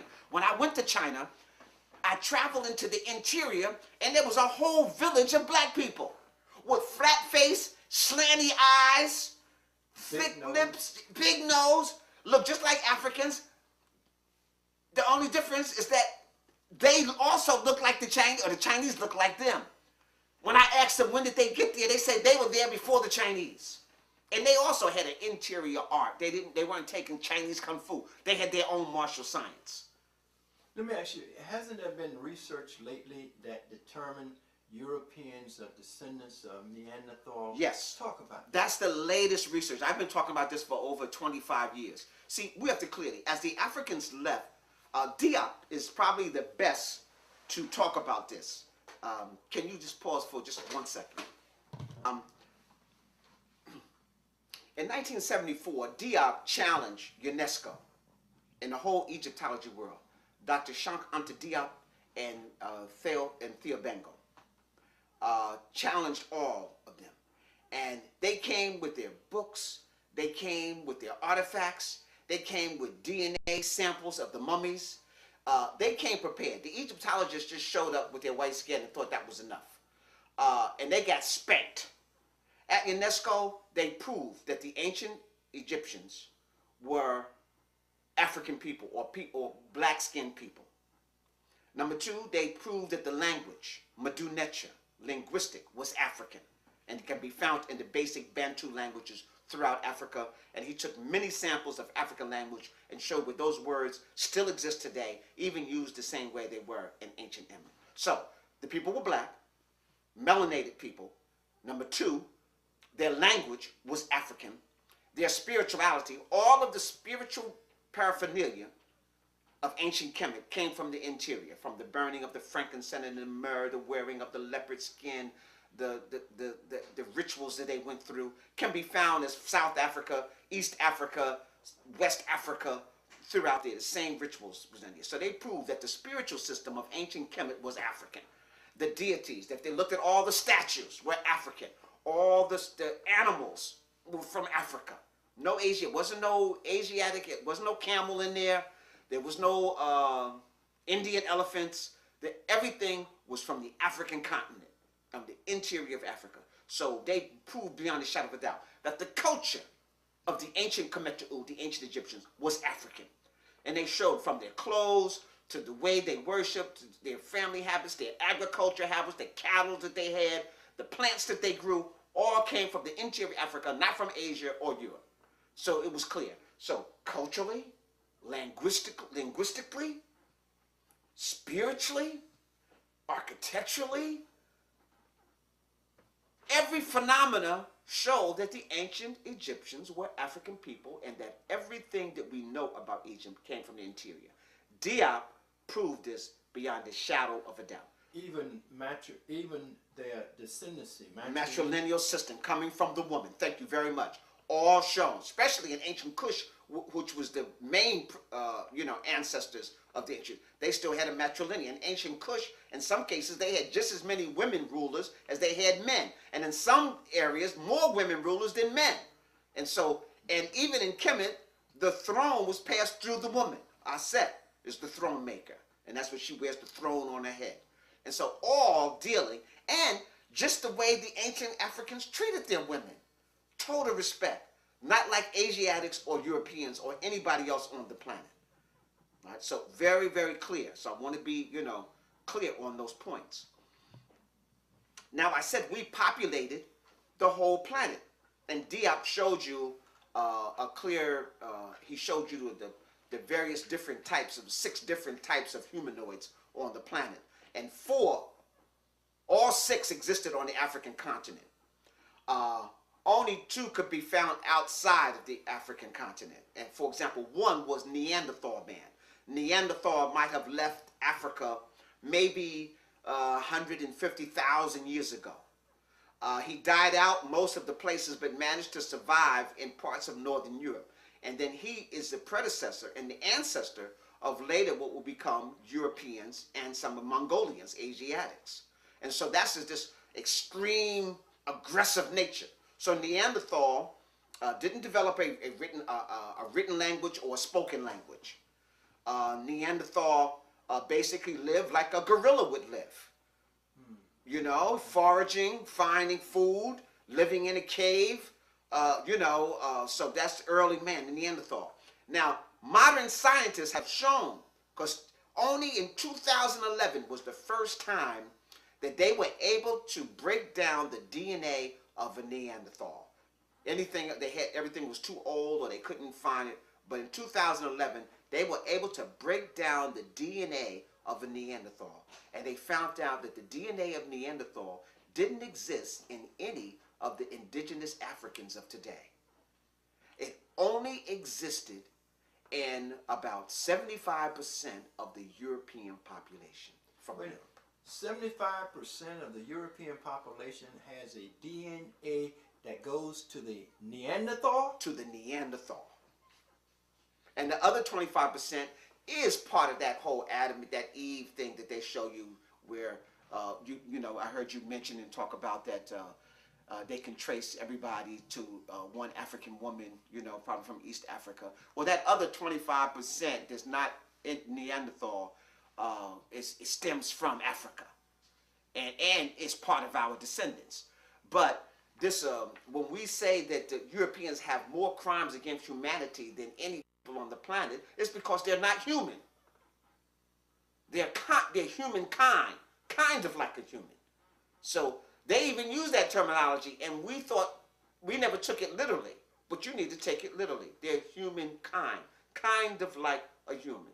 And just like Neanderthal does Neanderthal, we're talking about Yeah, Neanderthal. just like Neanderthal didn't have a value system where they didn't harm their brother and sister or fellow man, or they were in tune with the ecosystem of the planet, we don't expect modern day Europeans to be like that.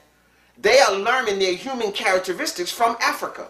They have been at war with nature ever since we found them. And that's also in the text. In the text of ancient Kemet, when they talked about the Tamahu, that was a name that they used for the Europeans, they said, have been fighting since the time of Haru. Does not bend his back to tilt the soil. And his feet is propelled by the search of food. And he lives in a barren land. That's what the ancient Kemet thought of the Europeans. That was their knowledge of them during this time, of the great civilizations of ancient Kemet. All right, so we need to be clear. Even, come on, just even during the Roman times, the Gauls, which are the French and people like that, ran around naked with no clothes, no loincloth, no nothing, just ran through and fought naked. When Hannibal came through that area, he talks about the naked Gauls and the European tribes who didn't even have clothes, you know, or the clothes that they did have were skins during a certain time of the year they would wear them, you know. And so, come on, Hannibal, that's like 2,000 years ago. That ain't even that far ago, you know. So, you know, look at the movie The 13th Warrior, based upon a book that was written by an Arab sheikh about 1400 BCE. I mean, no, 1400s in the Common Era. That's only about what? No, it's just prior to Columbus. Columbus sailed 1492. So just prior to Columbus, many Europeans were still eating each other. In Northern Europe, the Vikings were scared of other groups of Europeans who lived further north. Now, the Vikings were the most ruthless of the Europeans. If they scared of somebody, what kind of Europeans are they scared of? People who were direct descendants of this Neanderthal, who still lived underground, who still lived in caves. When they went to war, they carried a pitchfork to bring back the dead bodies that they ate. All you gotta do is examine the caves of Europe and you'll still see the bones 10 feet, 20 feet high in some of the caves. No, I mean, that's today. That's still today. You can still find that. They don't talk about that, but that's still there. But look at the movie The 13th Warrior. I love it because Europeans wrote the movie. You know, you can't say some blacks did it and tried to make them look bad.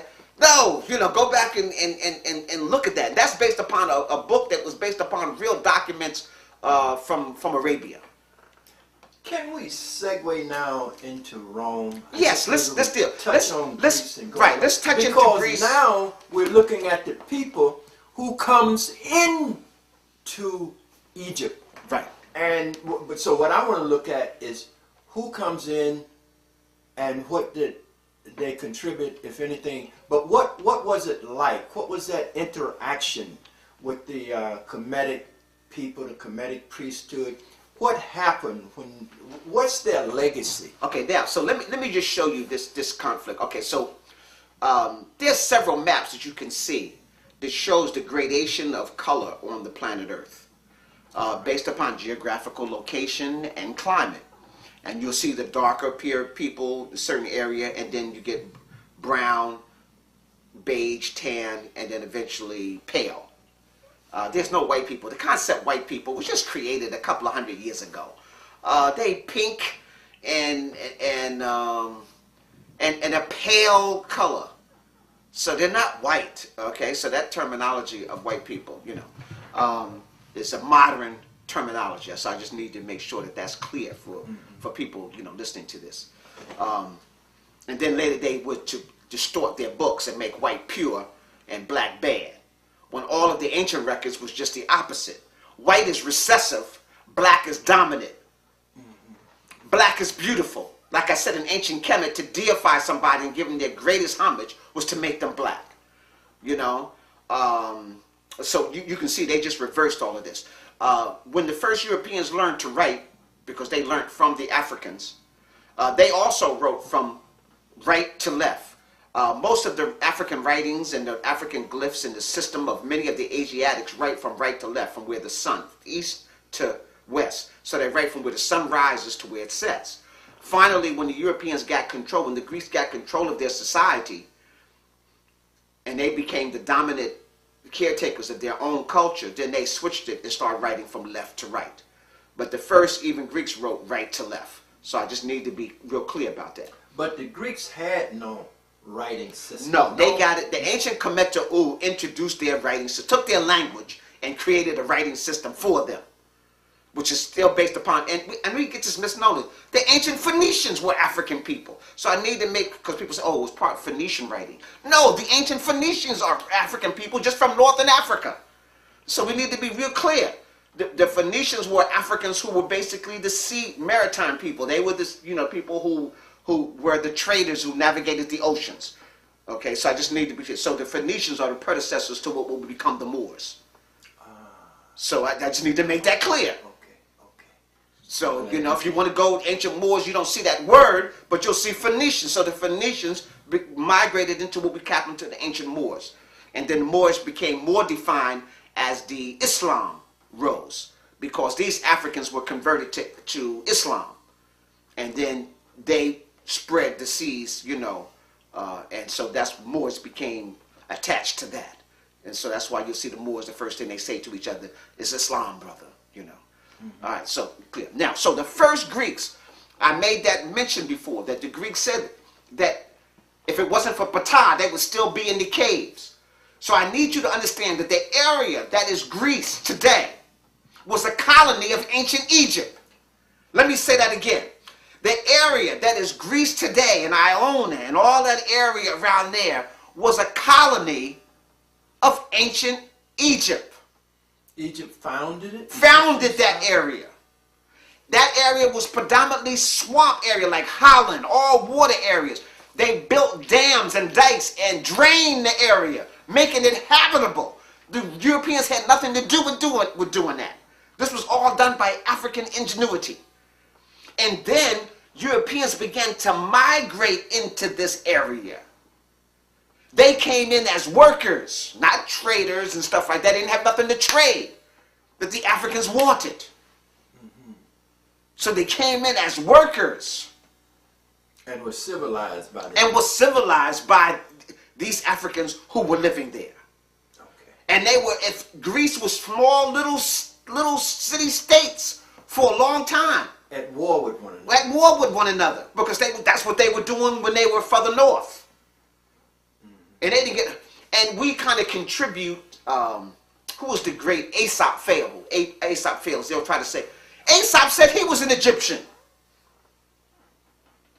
So I need you to clearly understand that. That's about 1,000, that's 1200 BCE. This is still before the Greek society came into existence. The first, so even the first writers who claimed to be Greeks were still Africans. Okay, so I need to be really, really clear. So now they're in contact with our world, and all you have to see is the Mediterranean. We're trading, we're doing commerce there. Crete was a Greek colony. Ancient Crete was a Greek colony. And you can still see, all the ancient work looked like you were still in Egypt. Okay? And which really not only was the colony of Greece, but was established by ancient Kush before Kemet came into its total light. And so the Africans, as they were colonizing and developing Kemet, they were developing areas in the Mediterranean. Okay, now, how did some of these Europeans come into greater levels of knowledge? They had to enter the schools to do that. We have to understand, when you talk about ancient Greece, they can't talk to you about no educational system, no school system. No alphabet. No, what they call the Greek alphabet is what? Was created by the Africans, and it comes from the Phoenicians. Okay. Okay. All right. So they don't have that. Okay. So I need to be real clear. So now look, these colonies were set up, and I talk about this even in my book, in Spiritual Warriors Are Healers. I talk about let me get to this. Temples. I need to make the statement. They set up temples. The ancient Kemet, the ancient Africans, set up temples outside of Africa as they travel the world.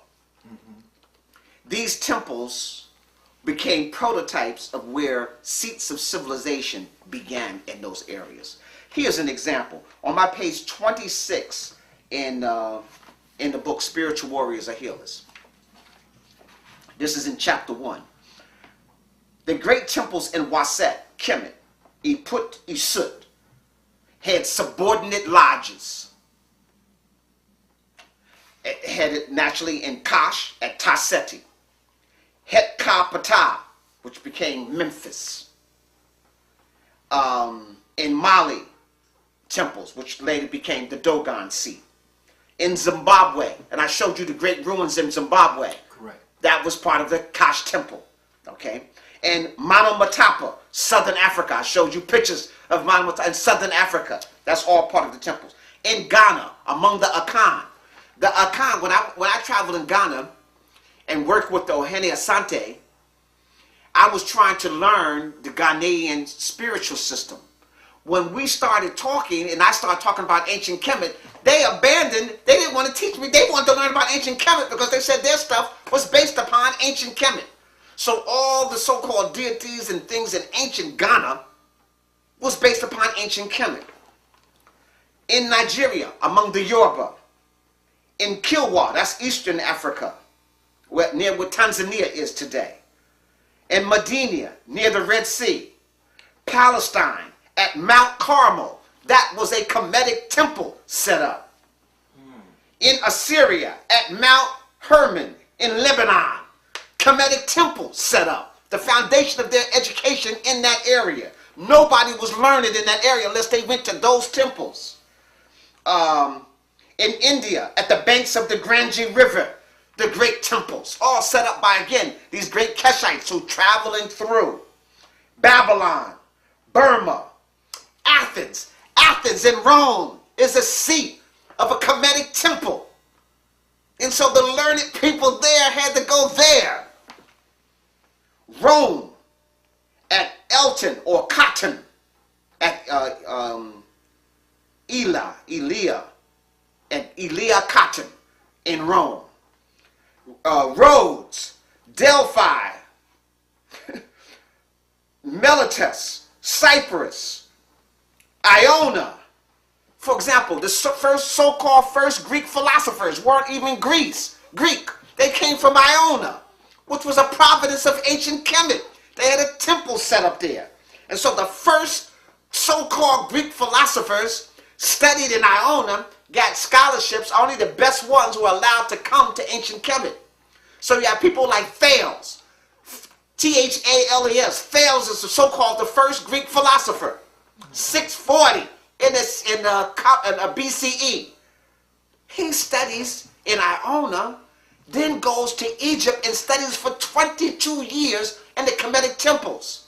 He comes back up and sets up the first school of mathematics and philosophy in all of Europe.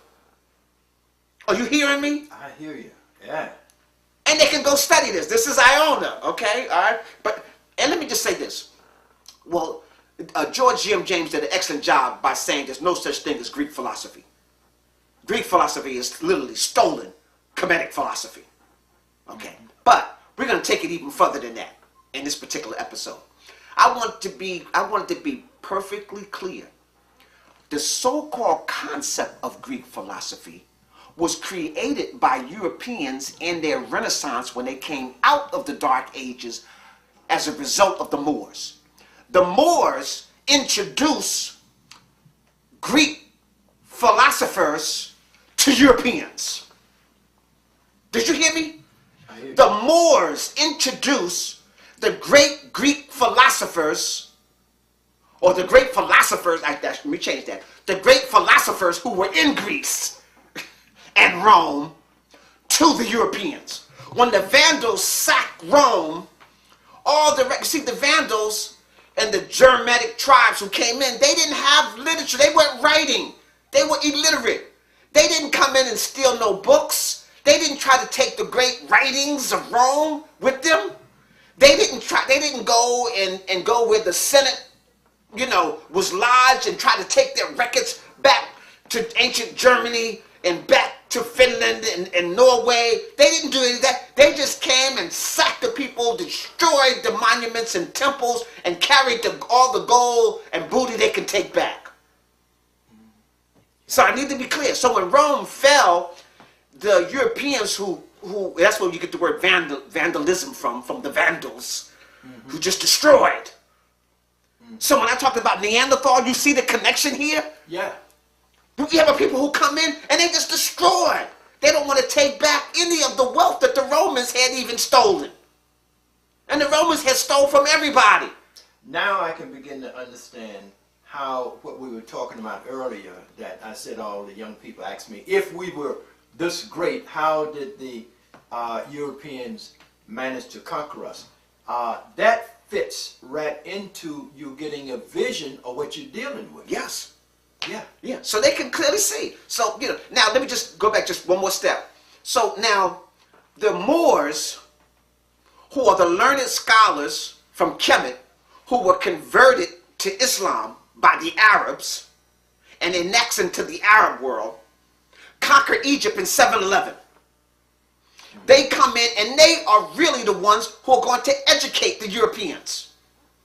So they come in and set up the first temples, the first Senate, you know, the first temples, the first, all of that masjid is set up in Spain.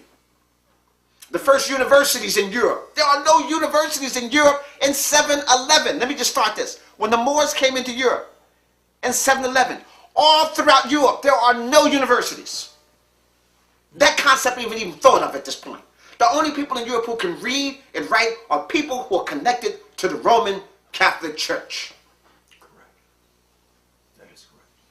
So if you were not a monk, and almost no women, so if you were not a monk or part of the royal family, you couldn't read in Europe. So when they finally put the Old and New Testament together in the 1400s, they didn't have nobody who could read this stuff. So when Martin Luther put the 92 Theses on the wall of Wittenberg, that's in Germany. People have to put this in proper. That's in Germany. So the Protestant religion that broke away from the Roman Catholic Church, that set up the first school in Europe, or the Protestants who broke away from the Roman Catholic Church. They wanted to keep the people ignorant. Now that the cat was out the bag, the Catholics said, "Oh no, well wait a minute, we got to compete with this." So they set up the the Catholic Church. I mean, Catholic schools. So we was the parochial schools. Mm-hmm. So you have the Protestant and then the parochial. So that was developed in Europe as a result, you know, after that. Okay, so, but there's still no great universities yet. Mm. So over 12, 13 universities was developed by the Moors in Europe.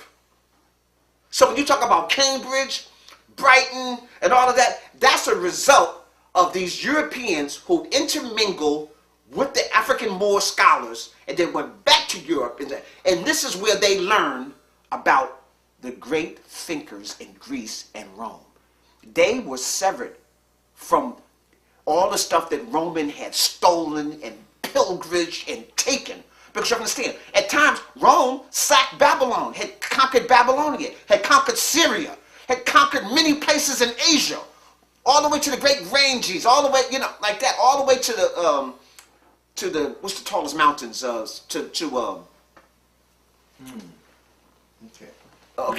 Yeah, but anyhow, you know, so Rome had conquered all that area. They had conquered Egypt. So they had taken the very best of all these places. So why didn't the Europeans have this information? Why did they go into their dark ages? Because when they sacked Rome, that was their connection to the black world. Rome, as ruthless as Rome was the connection to civilization for the rest of Europe. It wasn't in Britain, it wasn't in Scotland, it wasn't in Germany, it wasn't in Russia. So Rome said that the ancient Pects and Angles, who later to colonize in Britain, Great Britain, to become the Brits, right? The Brits were so backwards that they didn't even make good slaves. That is true. That is what they said. Yes, that's recorded by the Romans. But let's talk about Rome. When Rome comes into Egypt, the Romans and the Greeks are the same people, aren't they? Okay, yes, you have to understand. Okay, so look at today, Greece is where the Greeks were. And look at today, Italy is where the Romans were. I know a lot of people don't associate that, so I gotta let them look at geography for a second. You know, I remember my son had some confusion one time, and he said, "Oh, Dad, she's not European, she's Italian." I said, "Son, let's go to the map. You see that boot-looking thing right there? That's Italy. That's part of Europe." Okay? Now, I want you to be clear. The reason why even certain Europeans will say that is because some of the Mediterranean people, the Greeks, remember I talked about that 25%. Some of the Italians and Grecian people and Macedonian people were intertwined with Africa for thousands of years. The Romans didn't associate themselves with the Pects, the Angles, the Brits, the Germanic tribes. They looked at them as savage barbarians. Go read the Roman texts. And that's why they just slaughtered them on sight. In fact, some of the Romans and the Greeks were afraid to go into the forest further north beyond the Germanic tribes because they figured they'd get eaten alive. No one went there and came back. This is what the Romans wrote about. Today, these same people say, "Oh, our forefathers were the Romans and the Greeks, and Greek is our classical language." Well, these same Greeks disassociated themselves from those people. These same Greeks that they're saying is their civilization is based upon had wanted nothing to do with them. Looked at them as a total different people and despised them. See, so when the Europeans came into the Renaissance, they had to connect to something. When they came out of the Dark Ages as a result of the Moors, they got reintroduced to how powerful Rome was. They got reintroduced on the information that was in Greece. You understand, the Parthenon was just a ruins. The Roman Colosseum and all that was just ruins to them. Even during the Crusades, that was already sacked in ruins. So when the Crusaders went past that area, they didn't even put it together. Looked like there was some civilization here. No, that didn't even cross their mind still. And then you had small pockets. Now let me just say this here. The pockets of Europeans that did connect the dots then was looked upon as an enemy of the church. And the church was in control. So you had what? The round knights of the table, they were looked at as bad guys. Where did they get the information? They were connected to the knowledge that come out of ancient Greece. They were connected to Ptah. They were connected to that. Then you know what I'm talking about? Yes. Okay. But the first Romans coming into North Africa, into Kemet, who were there? Who were they? And what was their culture and their knowledge base, or their civilization, and how did they then interact? We have to be clear here that, for example, even what we call Rome today was a colony of Greece. I say that Greece was a colony of Africa, of Kemet. Okay. And Rome was a colony of Greece. Okay. Now we're getting somewhere. All right, so you starting to, Yes. see where I'm going. Okay, all right, In fact, even what we call Italians today, they had to annex and partition and fight civil war to become part of the Roman Empire. The Romans didn't even call the Italians, they weren't even part of the early ancient Roman Empire. Do you understand? The Italians that we call today weren't part of the ancient Roman Empire. They were an elite family group, that was connected to this people who came initially from Greece. And they had to petition. And only the royal family had voting rights. Now, who was the royal family? The royal family are family that were connected to the Africans and Greeks. So you have to be real clear. In fact, all of Europe's royal family, if you look at their family crescent, got some black person with woolly hair on it. The British royal family is connected to the German royal family from Bavaria. The Bavaria royal family are the Moors. Listen, the British just changed their names during the European War because they were fighting against Germans, and you didn't want to look like they were that the people who were in charge of Britain were part of the same family they were fighting. So this is all modern that this stuff is being disguised. We have to understand that, you know. So if you look at the Bavarian royal family, which is in Germany, the Germanic tribes, their royalty leads to the ancient Moors in the black world. That comes back. Now you have to even understand that even when the Romans were in control, the blacks in Rome were trading with blacks in America. Not the red man in America, the blacks in America. Explain, please. That as Africans, remember I talked about these great temples. Remember? Yes. I stopped when we got to Rome, but in Delphi and places like that, in Iona and Crete, right? But now we had Megara, the Temple of Euclid. We had Cortona, the School of Pythagoras. We have the Aztecs in Mexico. We have the Olmecs in Mexico. We have the Maya in Central Africa. The Inca in Peru and South Africa are all connected to the Africans of the Nile Valley. I'll say that again. That the Inca, the Maya, the Olmecs, and the Aztecs, all their sacred temples and sacred pyramids and sacred knowledge are connected to the Africans of the Happy Valley. How so? How did it get connected? We came there as traders, as scholars, not as conquerors. And we set up their systems. That's why their systems look like it appeared out of nowhere. Like people had no, like for example, in ancient Kush and knowledge, ancient Kush, I just showed you a progression of knowledge that existed for hundreds of thousands of years. I just showed you some pyramids that existed 100,000 years ago. I showed you the zodiac, astrology, astronomy, the winter solstice, Haru, that existed in petroglyphs 100,000 years ago in South Africa.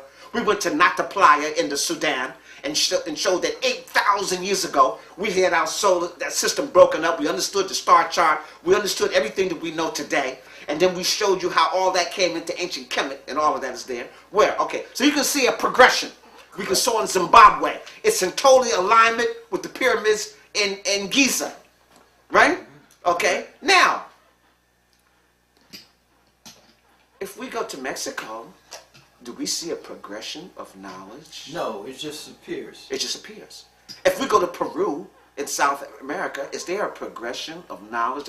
No, it appears. And it appears on top of a mountain. You can't even build like that. You can't drag those stones up to the top of the mountain. You can't. Where do they get knowledge of carving in stone like that that almost can't be matched today?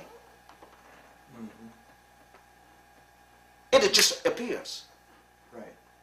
Airports that connect all of those places to Africa and Europe. Air navigation. We had knowledge. I didn't even talk about that, but let me just keep going here. Okay, so Central America, you know, I talked about all of that. I already talked about the Shang Dynasty. So we have pyramids in China, the Kambulu, and the Funan, Kampa in East and Southeast Africa. Canaanite, we already talked about the Phoenicians. These are just some of the temples that were all connected in ancient Kemet. Correct. So this is how this knowledge gets spread all around the globe. Now, since they're in Mexico, listen, they have writings in the Grand Canyon that was written during the time of Tutankhamun in Medu-Neter. And the Smithsonian and all of them are trying to cover it up. When they first discovered it was a big article, ancient Egyptian glyphs found in the Grand Canyon. And then a week later, they said, oh, no, that was a mistake. We can't find any of that. And that was a mistake. That never happened. You know, because the people who were funding this, you know, the secret society said, no, you can't put that information, you know, out in there. Not only that, the Moors, they found glyphs, Madu Netcher, in New England, United States, yes, from the Moors, from ancient Kemet. How do you get that? I'm talking, remember I told you, when you go to the Metropolitan Museum, right there in the old period, they show a ship bigger than the Pinta, Nina, and Santa Maria all put together in ancient Kemet. Correct. With sails and everything. Mm-hmm. So we had ocean going vessels, mm-hmm, during ancient Kemet. Mm-hmm. Now I have to make this clear. Let me be clear. The Roman Navy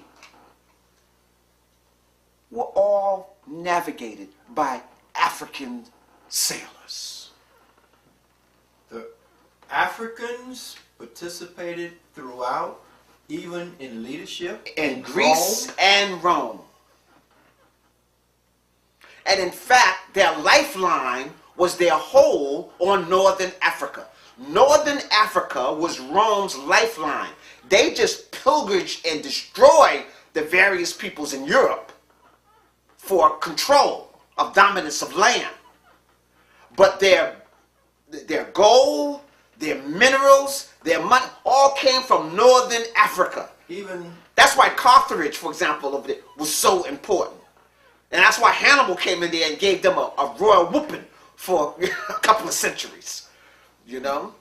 Even the food basket, yes, was Northern Africa. That's why I wanted you to put yes, put all of that in perspective so we can see Rome and its relationship to the ancient Greece's food basket. Greece's food basket was based on Northern Africa.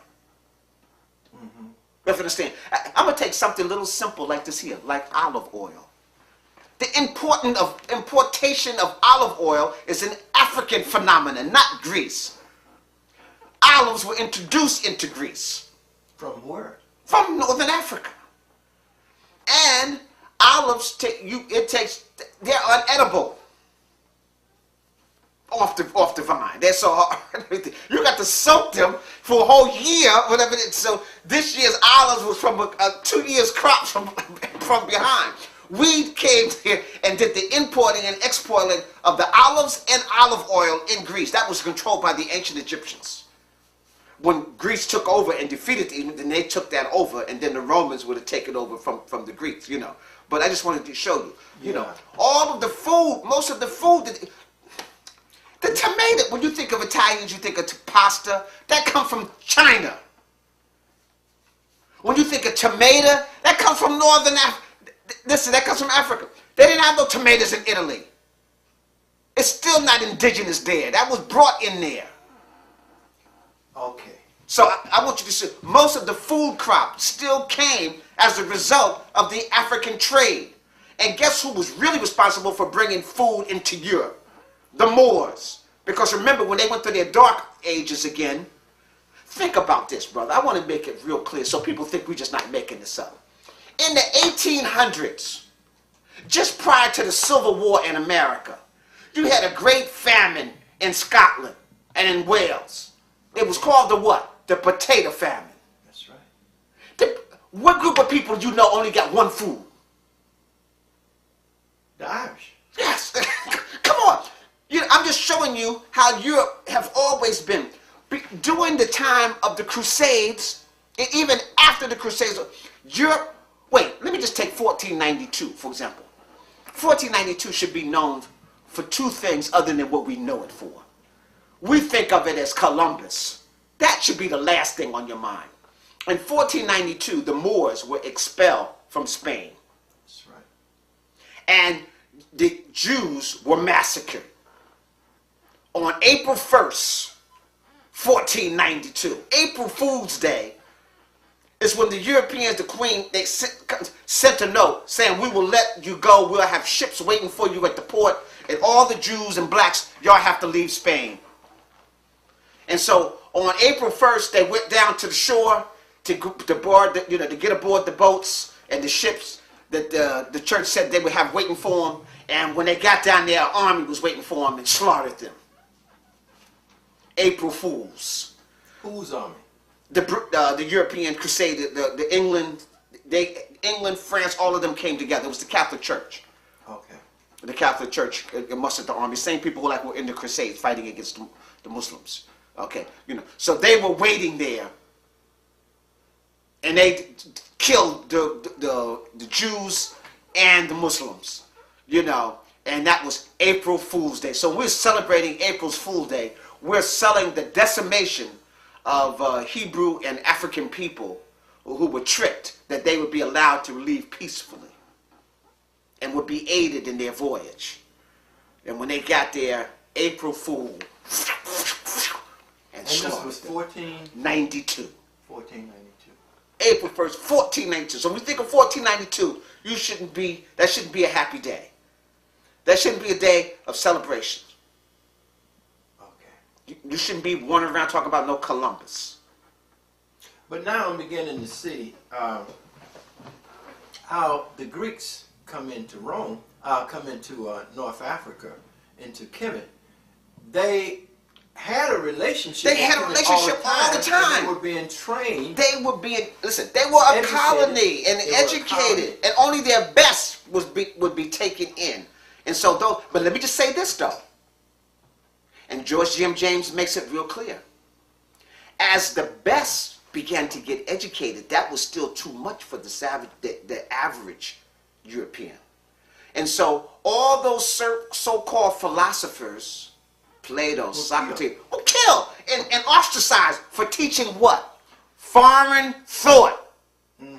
So what Europeans are classifying as Greek philosophy, the Greeks said was foreign thought. And murdered them. Yes. Stoned, murdered. All was sent out of the cities and and ostracized. Mm-hmm. So I need to be real clear about this. Mm-hmm. So naturally, when the Romans, who just took on all of this information into their Senate and into their educational system, which was not for the common people. So I need to be clear. During the greatest of Rome, 95% of the population was illiterate. And I'm being kind when I say 95. Mm-hmm. Mm-hmm. Okay? And every movie does not depict the large number of blacks that were still there. Rome could not exist without the black population that was there. Talk about that population and that relationship and the differences within the culture. Because when you look at Rome, you look at Caligula, you look at how Rome... Caligula, oh man, that family, that will drive you nuts. Caligula, that was nothing but murder during that time period. Every Roman emperor was murdered during the time of the Caligula. Yeah, I just want to look at when Rome takes over Egypt, that cultural impact with the native Egyptians, what Rome contributed to civilization during that period. How was that interaction and the relationship between Rome and the native people? Okay, now, we have to be clear that Rome is riding off of their connection with Greece and are benefiting from what the Greeks have learned as a result of being in close facsimile and close contact with the African nation. First of all, Greece is a colony of ancient Kemet. And so, but yet they are a different ethnic group. So we have to be clear. But they were not enslaved. Okay, so I'm just clear. The Africans taught them about the sea, and travel, and using through their Phoenician sleeps and through their boats and ships, how to commerce. Because Greeks they don't become relevant until they learn how to use the ships and go to the ocean. Because they don't have nothing naturally growing there. You have to be clear. Go to Greece today. There's still nothing basically there growing. They're depending upon an import for almost all their foods and natural products. And so the Africans helped them develop that. right? So once they began to develop that, then the key is that Greece, because of their strategic location in the Mediterranean, became a trading port. So that's Greece's claim to fame, right? They are now a trading port. The Macedonians became a great military power. Actually, the Macedonians are probably one of the first great military powers in Europe. Okay, the Macedonians of the King Philip, right, will sack those city-states that are, you know, around Greece. So Greece is still not a power yet. Macedonia becomes a power first. Then the Macedonians annex all that will become Greece. Under Alexander in 332, when he spreads across and conquers all of southern Asia, you know, all the way out to the Tigris and Euphrates, and all the way to the borders of India. That's the Macedonians. We call it Greece because the Macedonians annexed Greece. And the word Macedonia is kind of like fallen from our vocabulary, because whoever controls the situation defines the situation. When they rewrote the books, they gave Greece the glory as opposed to the Greek Macedonians. Because so even the first Ptolemies were Greek and Macedonian. Okay? And annexing under Greece. Okay? So Greece became their homeland. Okay? But Macedonia was attached to that. Okay? So now they're introduced, they have their first army. Alexander develops, Romans cannot defeat Rome. Rome is a small place and not a major powerhouse during Alexander's reign. So they can't mess with Greece now. They're under the rule of Greece. Rome was under the rule of Greece. Now, the Macedonian Greeks are the powerhouse under Alexander. Alexander is undefeated as he travels all across southern Asia and then finally down into Africa. Like I said, when he came into Africa, he was on his way down to ancient Kush, because he had heard there were no warriors greater than the ancient Kushites. This is what Alexander heard. When he was in India, the Indians told him about the ancient Kushites. Because at that time, there were supposed to be two great black worlds. That which was India, and then that which was in Egypt and Kush. So now when he conquered Egypt, Kush was waiting. And they came to the border near Al-Simba with elephants. And they were standing there. They were like, come on, you want some of this? And Alexander consulted the oracle, and the oracle said, you will lose badly. And he never went into ancient Kush. Okay? So I'm just trying to show you up here. Now, so let's move. So Alexander is finally poisoned. He's killed. The Macedonians, and then make a power play. So you had three great generals, and they kind of divide Alexander's empire up. One great general covers Asia, all the way out to Persia, that area there. Another one is in Egypt. And the other one takes to Macedonia and Greece.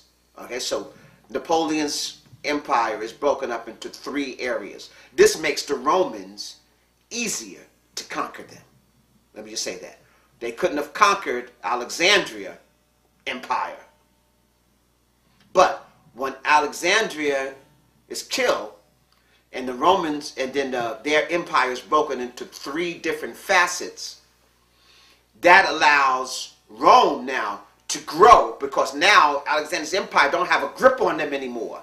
And it's not controlling that whole known world. So the Roman Empire now begins to expand. Now let me just talk about, we talked about the Roman culture. Let me just talk about here. The Roman gods, Greek at the top of their pantheon is Apollo. Yes. The Romans don't change that. They worship Apollo. The Greeks have Typhon, who represents Set, who later becomes like the devil comes up. The Romans don't change that. They got Typhon. In ancient Kemet, you have Akhet. The Greeks have Demeter, and the Romans now have Cyrus. Athene, from Athenia, which was neat. Minerva, the Romans have Minerva. The Romans have Famuus, who becomes Pan. Pan is the great Greek philosopher that deals with neat. Then they have Zeus, but the Romans have Jupiter. Basset becomes Artemis, and the Romans have Diana. Hermes, the group of knowledge. So in Kemet, you have Jhuti. The Greeks are to take Jhuti and turn him into Hermes. And now, watch this. The Romans would do Thoth and Mercury, where the word thought, to think, comes from. Comes from Jhuti, which comes from Hermes. So the Hermes texts, the books of Hermes, is the books of knowledge that the Romans will take. Those, see, they sacked the libraries. What you have to understand, what the Greeks did was sack the libraries. And then had the Africans translate the Medu Neter into Greeks. Then the Romans will take that and translate it into their language. In fact, most of the Roman scholars didn't even speak a so-called Italian language. They later spoke Latin, which was also created by the Africans, so that all of them can communicate. During this time, there is no Spanish. You know, so we have to be clear about this here. Those are all controlled by these people. There is no French as we know it. Okay, so even Latin is older than all of them. In fact, the first Spaniards and French spoke Latin. You know, that became a language that pulled them all together. Okay, so, you know, I'm trying to be, hopefully I'm flowing here so that you know. So now that you know who the Roman gods were, that Mercury, that they was just Jhuti. And Jupiter, you know, their greatest was just Zeus, who was Ammon. Zeus is Ammon. And Zeus and Jupiter have to go back to Ethiopia every year to be recharged. Now, why would your God have to leave your country and go to Africa to get recharged if that's where it's from? So the Egyptians, the Greeks got what they got, even their gods, from Egypt, from the Africans, from Kemet. And the Romans got what they got from the Greeks. So the foundation is still African. Yes. Okay, let's go. Yeah. So you got to be clear. So even Jupiter and them have to still give homage to Africa. But this is Roman God. This is the head of their pantheon. All right. So you need to be, you need to be really, really, really clear about this. So when they talk about Mercury, Thoth, and Hermes, that's just Jhuti. Okay. And all of their texts is the Hermetic knowledge. So I'm trying to pull the covers off of here now. The Hermetic knowledge, Hermes, Hermetic knowledge of Jhuti. The 42 oracles of Ma'at all comes from Jhuti or Ma'at. And so that's their Hermetic text. Okay, which is the foundation of Greek and Roman scholars. All comes out of Kemet. They don't have anything other to contribute to that. So their contribution to civilization, you can fit into a pinhead. Their Senate was an imitation, the Roman Senate is an imitation of the Greek Senate. The Greek Senate is an imitation of the priestship in ancient Kemet. All of the priests became the advisors to the Nasut Biti, the ruler of ancient Kemet. And so their Senate was trying to imitate that type of thing. But in ancient Kemet, it was based upon a spiritual thing. See, the ruler of ancient Kemet was also the high priest. Not in Greece and not in Rome. They didn't have anything to do with no spirituality. And so the Romans, the Greeks and the Romans took the spiritual out. But now I need to go back because you mentioned the idea about the Christians being slaughtered and all of that. I need to go back to the foundation of that. Mm-hmm. The Greeks, after Alexander, you understand, Alexander saw, after he conquered Kemet, saw the adoration and respect that was given to the royal family, and specifically to the Nesut Biti and to the high priest. And he wanted that type of respect. He didn't want respect just because the respect he had was just based upon fear, based upon his army, not based upon his knowledge and all of that. And so, and you have to understand, homosexuality was running rampant in Greece. That was and in Rome. That was the, So he wasn't getting the type of respect. That was the culture. Yeah, that was their culture, which was alien in ancient Kemet. Okay? And so now, after Alexander realized that the only way he's going to get this type of respect, he's going to have to go through initiation to show the people that he is a worshiper. He is the son of Amun. And so that's what Alexander does. Not only that, Alexander, even though he's a flaming homosexual, hooks up with a black woman. Cleopatra. No, the Cleopatras aren't created yet.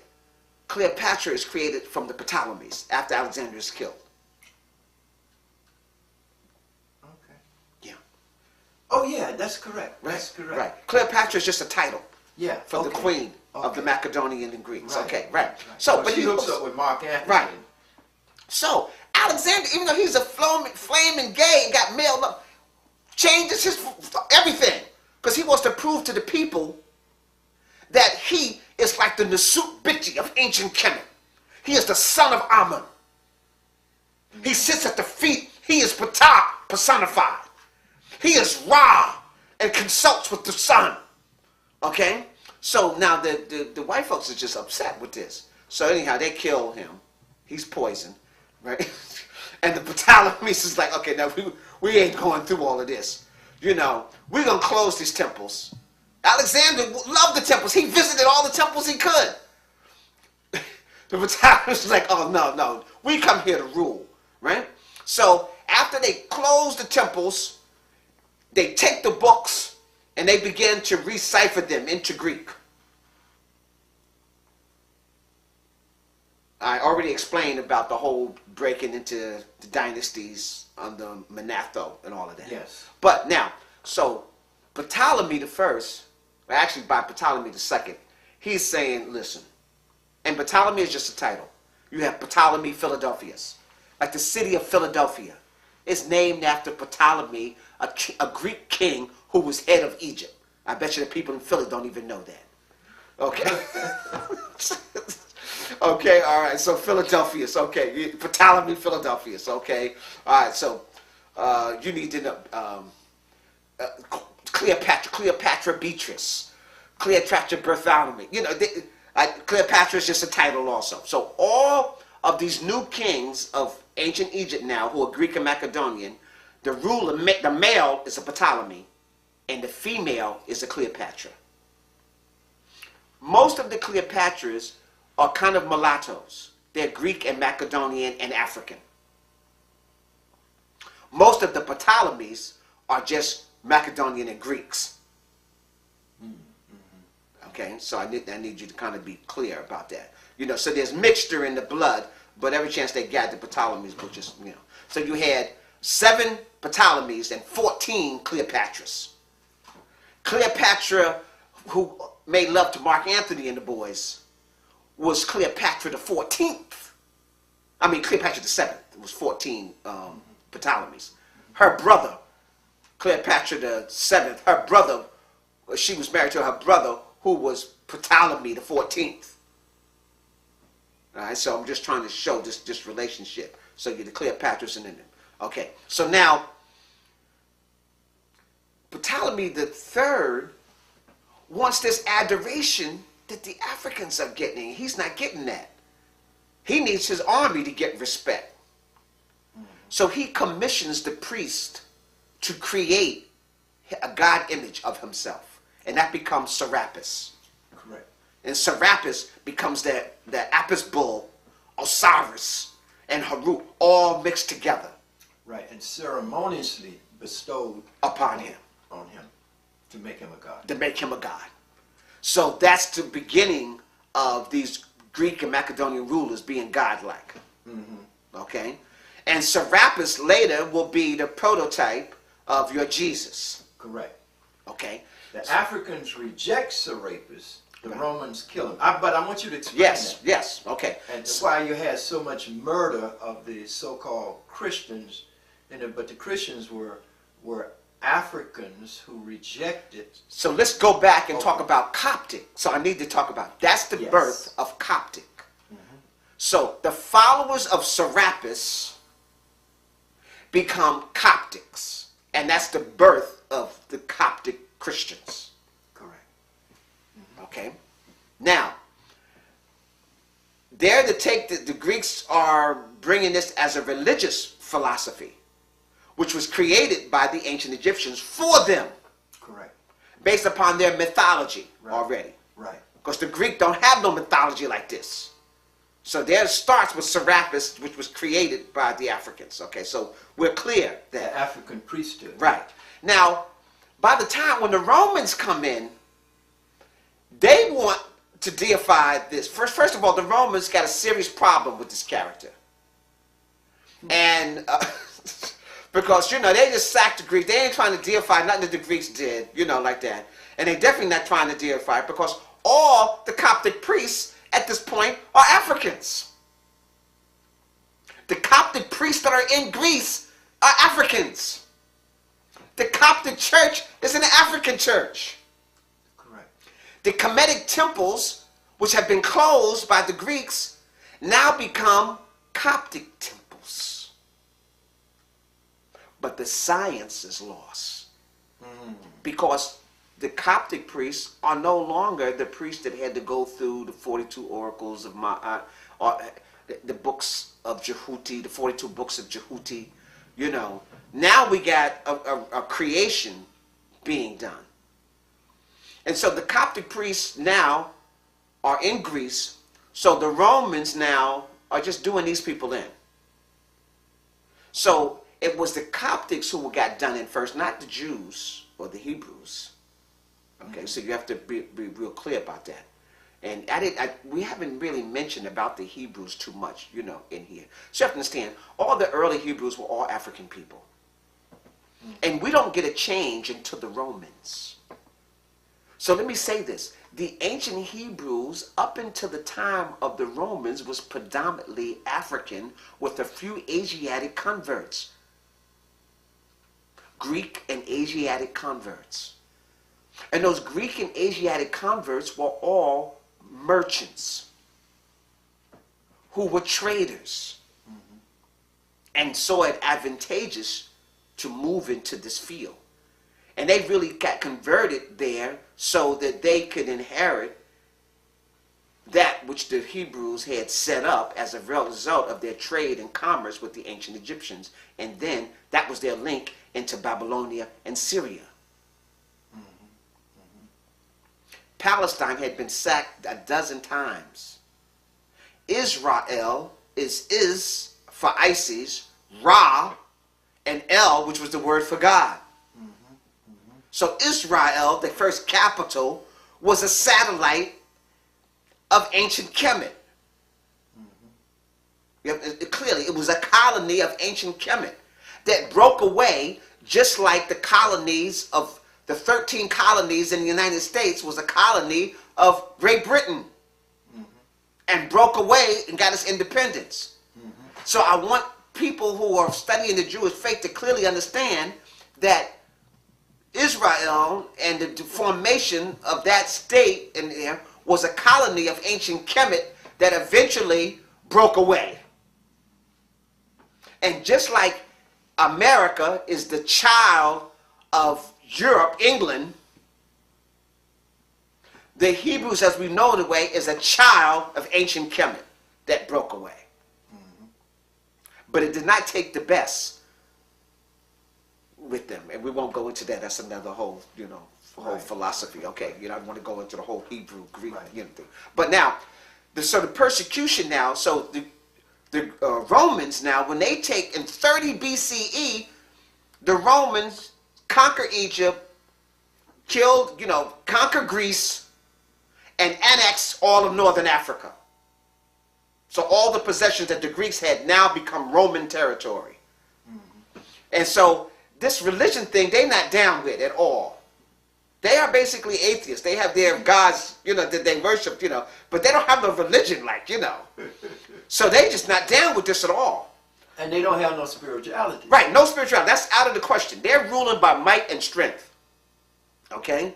And the Senate is their organizing body that kind of calls the shots that they're supposed to happen, Okay. So, are we clear on this here? Yeah, okay. So now, Roman emperors, let me just go back and talk about this. The Sparcici, I believe, can you stop? This guy over here as an example, the dodecahedron. You want to connect with the universe. So if you're trying to connect with your ancestors, a shortcut is to understand that your DNA is no other than a dodecahedron. Just twisted, spiralized. From the upper hand down, looking downward, the planet Earth, is it round or is the planet Earth flat? Of course, we say round. And it's round by perception, but planet Earth is actually flat. True. As science evolves, we learn new things. From the upper hand down, above Earth looking down, they've confirmed that the planet Earth passes through the image of a dodecahedron. The planet Earth is a part of the DNA of the universe. So your DNA looks like this, but twisted, and your planet looks like this. So if you want to tap into universal energies, you may as well tap into the Earth's energies. If you want to connect with your ancestors, the energy that your ancestors passed through is the dodecahedron, one of the 5 platonic solids. Gotta understand the energy before you can utilize it. Gotta understand the energy before you can utilize it. So all of these, energy passes through these different types of polyhedrons or shapes. So I want to access the universe.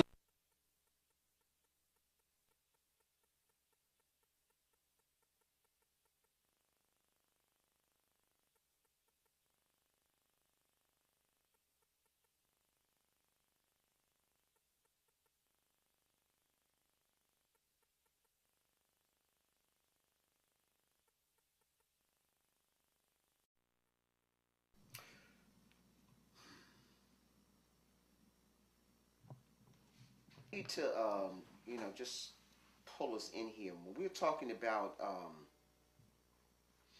Julius Caesar is appointed to head of Spain by the Senate in 68 BC. Okay, so this is before Rome conquers Egypt and conquers the Greeks. Okay, so I just want to back up. Rome is starting to flex their might, just about 100 years before this. Like I say, they were no rival for Alexandria. But once the Alexandrian Empire was broken up, I explained that now Rome could grow and gain power, and their Senate is, But now, when we look, Caesar is elected to the council in 59 BCE. Caesar conquers the Gauls. That's what's in France. So what will become the French. In 57 BCE. So this is before they're still dealing with the Greeks and Rome. And as they conquer these people, they annex their army to theirs. And I need to let you know, the Roman army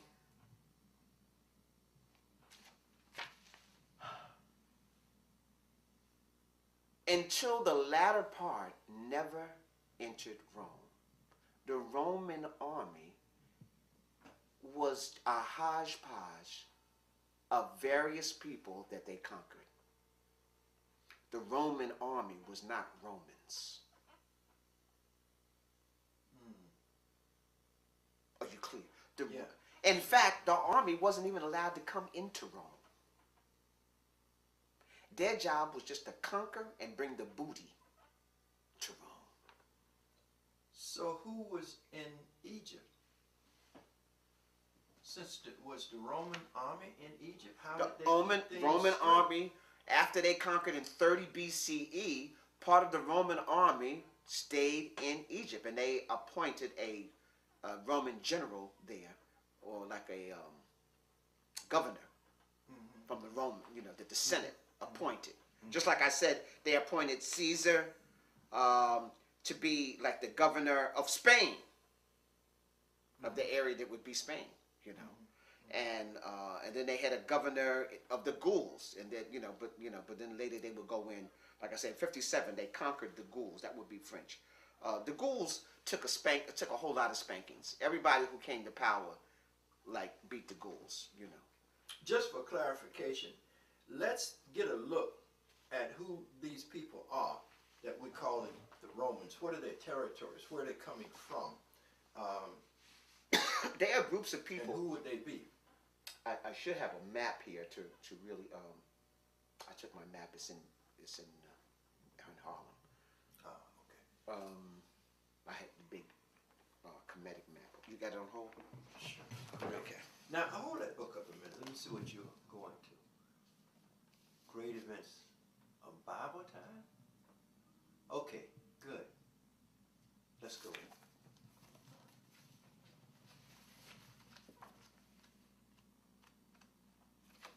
This is going to give us a good idea. Okay. This will give us a little bit more background of what I'm talking about. When Alexander, son of Philip of Macedonia, conquered and created the greatest empire here in Western world, we'll look. You see the Black Sea below this, and you see Macedonia. Yeah. Can you see it? Yes. All right. So you have Macedonia. So from you notice you don't see Greece there. You see Macedonia, because that's where Alexander was from. Okay. I know we notice him as a great Greek. Okay, but that's where he's from. He conquers all the way across here. Asia Minor is called, right? That's where Iona and stuff like that. And today, this area up here will be called Turkey. Okay. So you're getting a little, okay. So Turkey is the doorway into Asia. So this side, part of Turkey is in Europe. The other part of Turkey is in Asia. Okay. So Alexander will conquer all of this southern, this peninsula, which is Macedonia and Greece, move across into Asia Minor, conquer all of that, Cyprus, Crete, the islands there, move into this area here along the Euphrates River, move in, conquer Babylonia, Syria, and move all the way to the borders of India. Now, but in those days, Turkey was still a part of the African continent. No, not at that time. Oh, not at that time. Because you had the great Hittites, are probably the first known European nation to have any power. And the Hittites it would be where Asia Minor is and where Turkey is today. So and the Hittites were not Africans. Okay, let that part of the book down.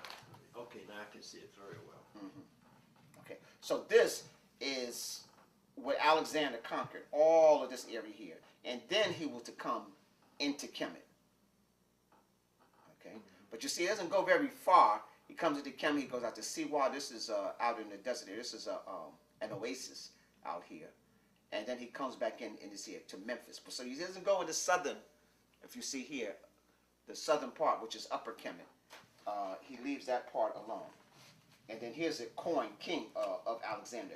This coin of Alexander, that's the horns of Amun. When they made this coin, he considered himself the son of Amun. Amun-Ra in ancient Kemet. You see that? Can you see the ram head here?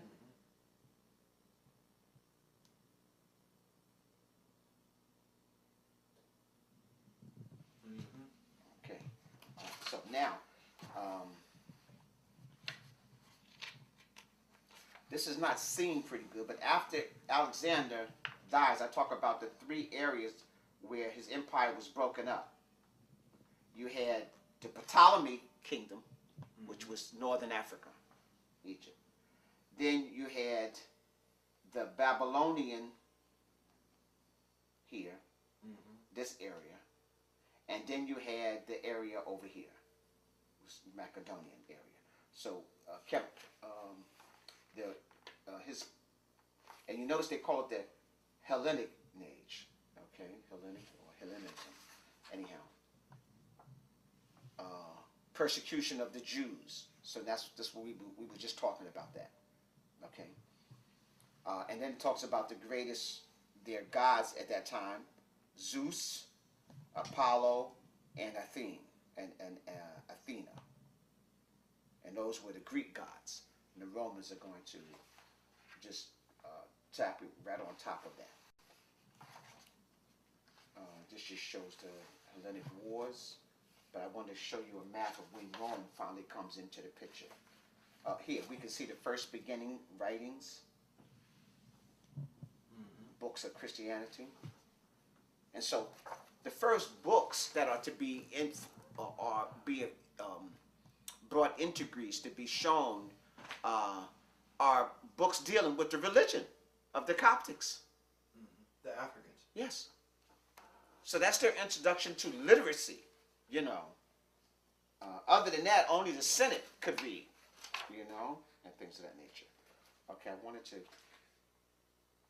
Okay, now, the Romans come into the picture, and that the Romans at their height, look at here, see? So they engulf all that was the Greeks. But where are they coming from? Who are the Romans? I mean, not just that little piece. Okay, right so there, but right. Who are their ancestors? Where are they coming down from? Okay, first of all, I mentioned it before. Rome is a colony of Greece. When you have a colony of somebody, it's the people who come from there, go there to colonize. Okay, who were the original colonists in America? The Native Americans. No, colonists. Oh, they were the English. Okay, so the original colonists of Rome are the what? Greek and Greeks. Macedonians. Yes. I need to be clear. Right. Okay. Because I even told you at one time the Italians weren't even part of the Roman Empire. Right. Okay, they had to do civil war and petition to become part of Rome. Okay, so you know, so that's so at the early stage. So now the Roman Empire is a conglomeration of all these people they conquered. So let me say this: the Roman Empire had Phoenicians, they had Syrians, they had Greeks, they had Macedonians, they had Gauls, they had Spaniards. They were all part of the Roman army, and even had certain divisions that might be dominant that part. And then it would be led by a Roman general from the Senate. But the Roman army was a hodgepodge of people from northern Africa. Look at here. They got many of their army from northern Africa, all this area here. They took many of their, soldiers and generals from Egypt and Crete and all of these places here. So the Roman Empire consists not of just Italians or people here. They consist of people they conquered from all of these areas. And many of them were Africans? Well, not the largest percentage, but yes. I mean, you probably deal with maybe 10, 12, 12% of American population is Africans? The Romans were dealing with about that too. About 12%, just like we have in the American population. Now, when 12% of us are of the population, but look at us military. Is it just 12%? No. We are a much larger percent in terms of military. So that's the way it was in Rome. I need to be, so are you clear? I know the movies never depict, Africans, but there were many Africans, there. Were Africans pretty much integrated in Roman affairs throughout? There were Africans in the elite society. There were many Africans were depicted in their colonized section, that enslaved Rome, like Greece, had a large slave population. Many of the people, in fact, they had a problem when it came to taxation, because they had more slaves in the city than they had regular citizens.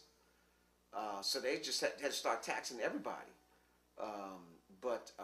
Yeah, the Romans had a large. I'm going to talk about those populations too. I mean, you had times where there were 1 million people in Rome, and then you had times when Rome fell out of grace, where you might have 1,000 people. So Rome depends on how they were winning and who defeated them, or who was in charge. But in North Africa, you still had the Egyptians, black folk. Yes. See, let me just take this here. All right. So in North Africa, and I showed you that picture here. Okay. So you have a clear picture here. So Rome had these delegates.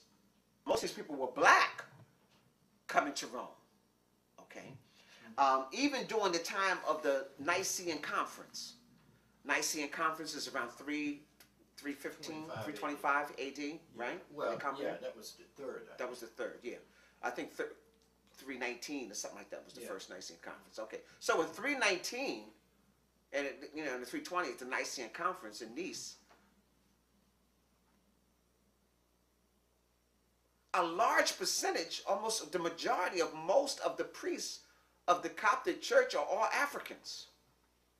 So now the problem they're having is that, by this time, they've already stopped the persecution. Okay, let me just say this here, around 100 to 200, you got great slaughters. I want to go back and give you some exact times here of the Christians. At one time, they just went in and killed every Christian they saw. So the Romans had no tolerance for religion whatsoever. Christianity, Judaism, anything.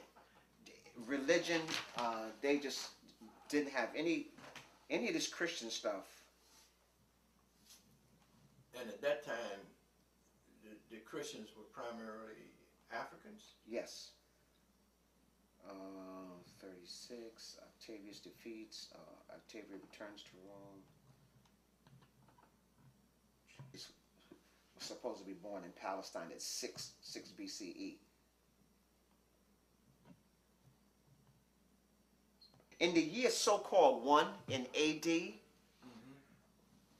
Roma, which is the capital in Rome, has approximately 1 million people lives there now.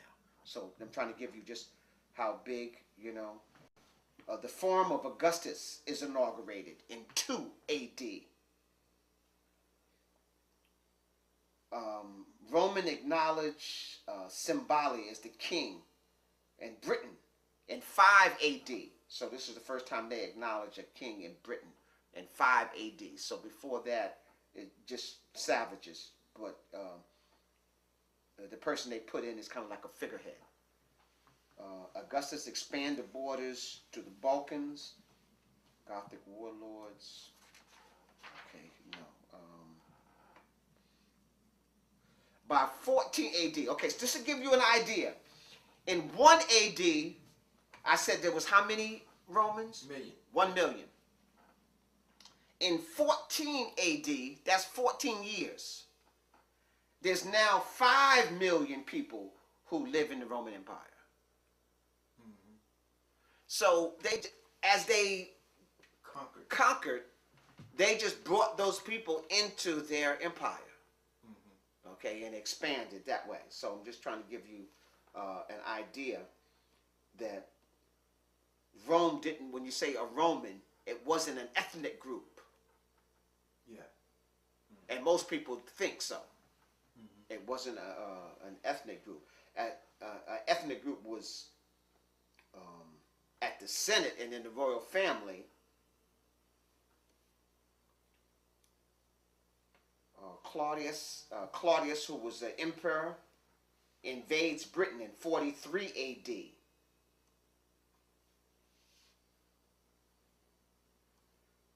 Romans found the city that we call London today was Londinium in Britain, and that was founded by the Romans. They needed a place to control their political seat as they puppet those people. So, you know, a lot of people are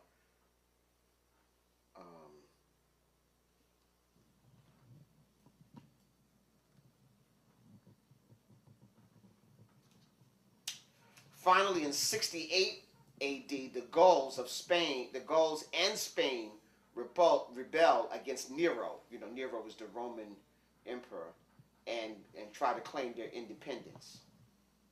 What year is this? That was the year 69 A.D. in the Common Era, CE. Titus destroys Jerusalem, and the Jews spread. Now, this is a great murdering. This is in 70 A.D. In 70 A.D., Titus, who was a Roman general emperor, destroys Jerusalem and Jews. The Jews have to spread to Armenia. Now, this is how the Jews get dispersed. Now, this is a real important thing.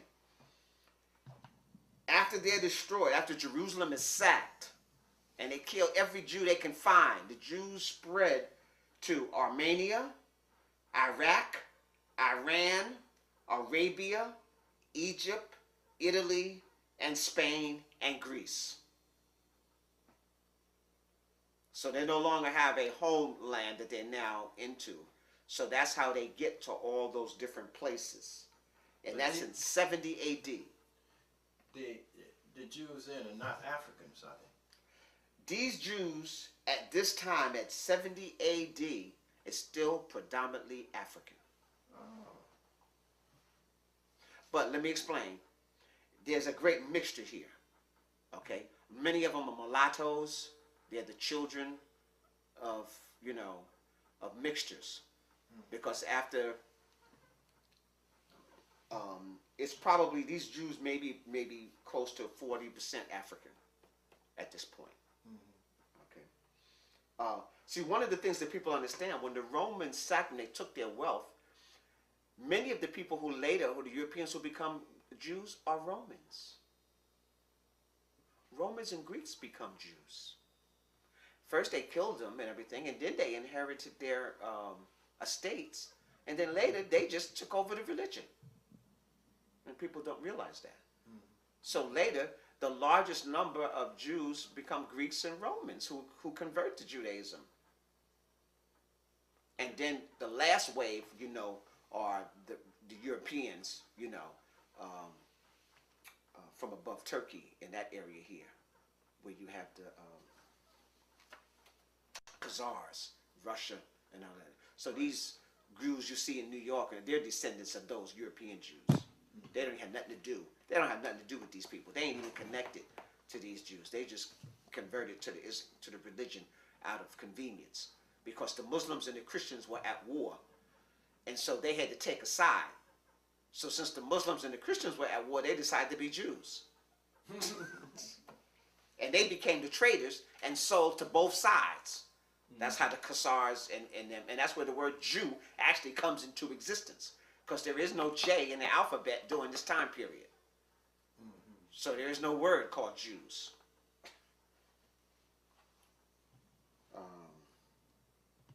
Talk about the Great Massacre. There's a couple of great massacres that just before, and this all happened before the Council of Nice. It is. Before, I had told you Romans had been putting foot up the behind of the Ghouls, the Germanic tribes, and all of them were here. In 167 CE, Common Era, the Roman Empire is attacked for the first time by barbarians, the German Gudi and Marcomanni tribes. I mean, they're not defeated, but they're attacked for the first time, because other than that, they were never strong enough. The Germans would just come there and put foot up there behind. So this is the first, I mean, the Greeks, Romans would just go there and put foot up there behind. And this is the first time that they're starting to come into play.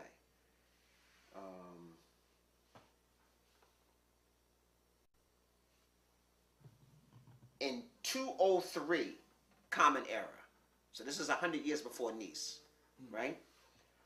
Christians are massacred in Carthage, so that's in northern Africa. The Romans go there and massacre literally every Christian in the city. Carthage becomes a Coptic city, Christian city. 15. You said 215? Yeah, 215 in the Common Era, AD. There's a massacre of the Christians, the Coptans, in Alexandria. That's in Egypt, Alexandria, Egypt. Have the Coptics are going to retreat. That's why the largest Coptic nation became Ethiopia, because they were persecuted in Egypt because the Romans were controlling Egypt, so they had to move down to Ethiopia where they had protection. And so the largest Coptic church and the largest group of Coptics up into the modern world was in Ethiopia. Is that when they built the rock-hewn churches? Because they are clearly Christian. Right, yes. Yes. So that's when this era now of the Coptics are happening. Okay. All right, so you have to understand. And so they are moving in. So you see the Tekkens, all the things you saw in Egypt, now you'll see there, but with a Christian facade. Okay. And so the Coptics are Christians, at this point. So this is all after Serapis is created. That's the creation of the Coptics, so that we're clear, which was Greek. But I wanted to show you when the Romans embraced Christianity. They're killing everybody at this point, all the Christians. Imperators ordered the first empire-wide persecution. Decius ordered the first empire-wide persecution of Christians that also kills the Bishop of Roma. And this is in 250 CE. So in 250 CE, what had happened, the persecution of the Christians were not necessarily the whole empire. It would be just a decree, like they just got on some nerves, okay, just go kill some Christians, But by 250, the tolerance of Christians had just, no. The whole empire was at war with anybody who was Christian by 250. And so even the Christians that, there were some Christians in Rome at that point, in Roma, they killed all of them. As I'm looking for this, is there anything else you wanted me to touch on? CE in the common 300. Right. The population of the Roman Empire is 60 million. And 15 million are Christians. So I'm putting some perspective here. This is 300. So this is why you're going to have a Nicene conference now, pretty soon, you see now. Because now, even among the Roman people, or the people that's in the under the territory of Rome, are being converted to Christianity, because they see how these Africans are living. They see how these Africans are the purest of the people, or who have the most values, and the idea of the Romans with their foot down everybody's behind becomes repressive and backwards, and so as the Christians are being killed, they're getting more converts. Okay, all right, so I'm just saying, so that's 300, so you're getting an idea of what's going on. 303, now this is a big date, this is what I was looking for. In 303, in the Common Era, Diocletian and Maximilian ordered a general persecution of all Christians, including the destruction of all churches. 1,500 Christians will be killed in 8 years. That's from 303 to in 8 years, so that would be like 311. So between 303 and 311, over 1,500 Christians were killed. and all the churches were ordered to be destroyed. This is in the within the Roman Empire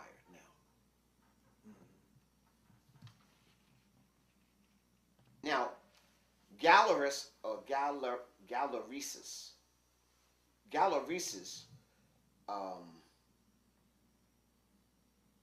moves into power around 308 in the Roman Empire. And he relaxes the ban on Christianity. So in 311, so remember I told you from 303 to 311, over 1,500 Christians are murdered in all their churches. And Galeresis relaxes the ban on Christianity, and that's in 311. So up to 311, boy, if you were Christian, you were in hiding. Okay, black or white, no matter what. If you were hiding out, or if you wasn't walking around with no cross on your chest or nothing like that there. Okay.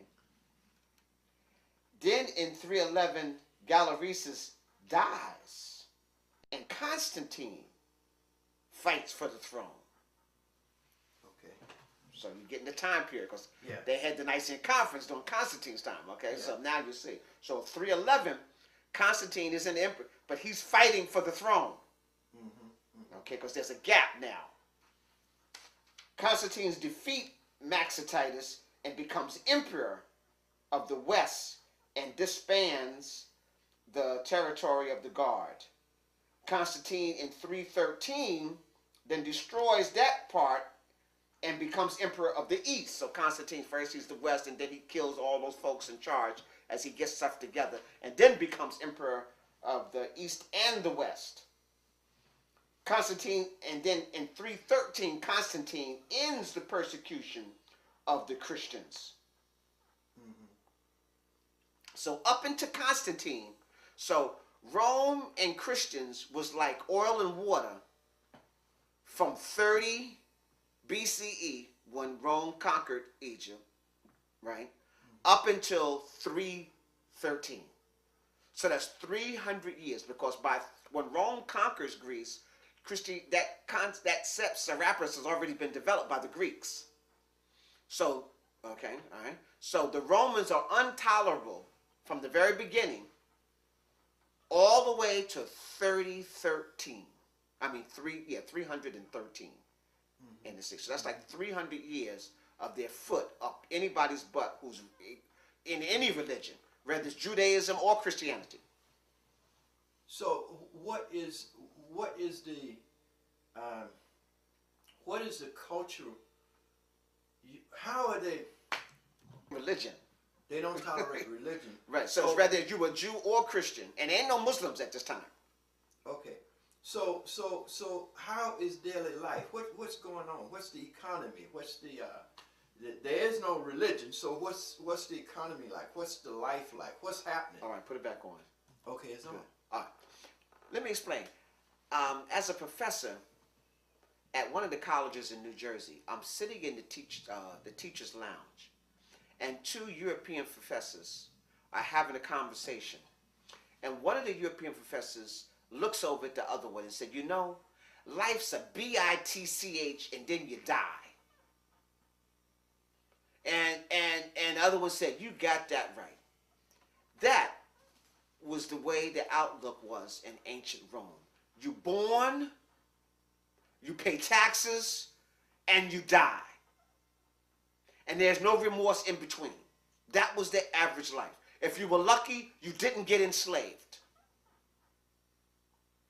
So what were people doing? I mean, you worked. Primarily farmers. You worked from sun up to sundown. And you were in a trade. So if you weren't in the military, and you weren't a farmer, you were a craftsman. Or you were somebody who was in the market trying to sell. Again, most people were enslaved. If you were regular citizens were enslaved.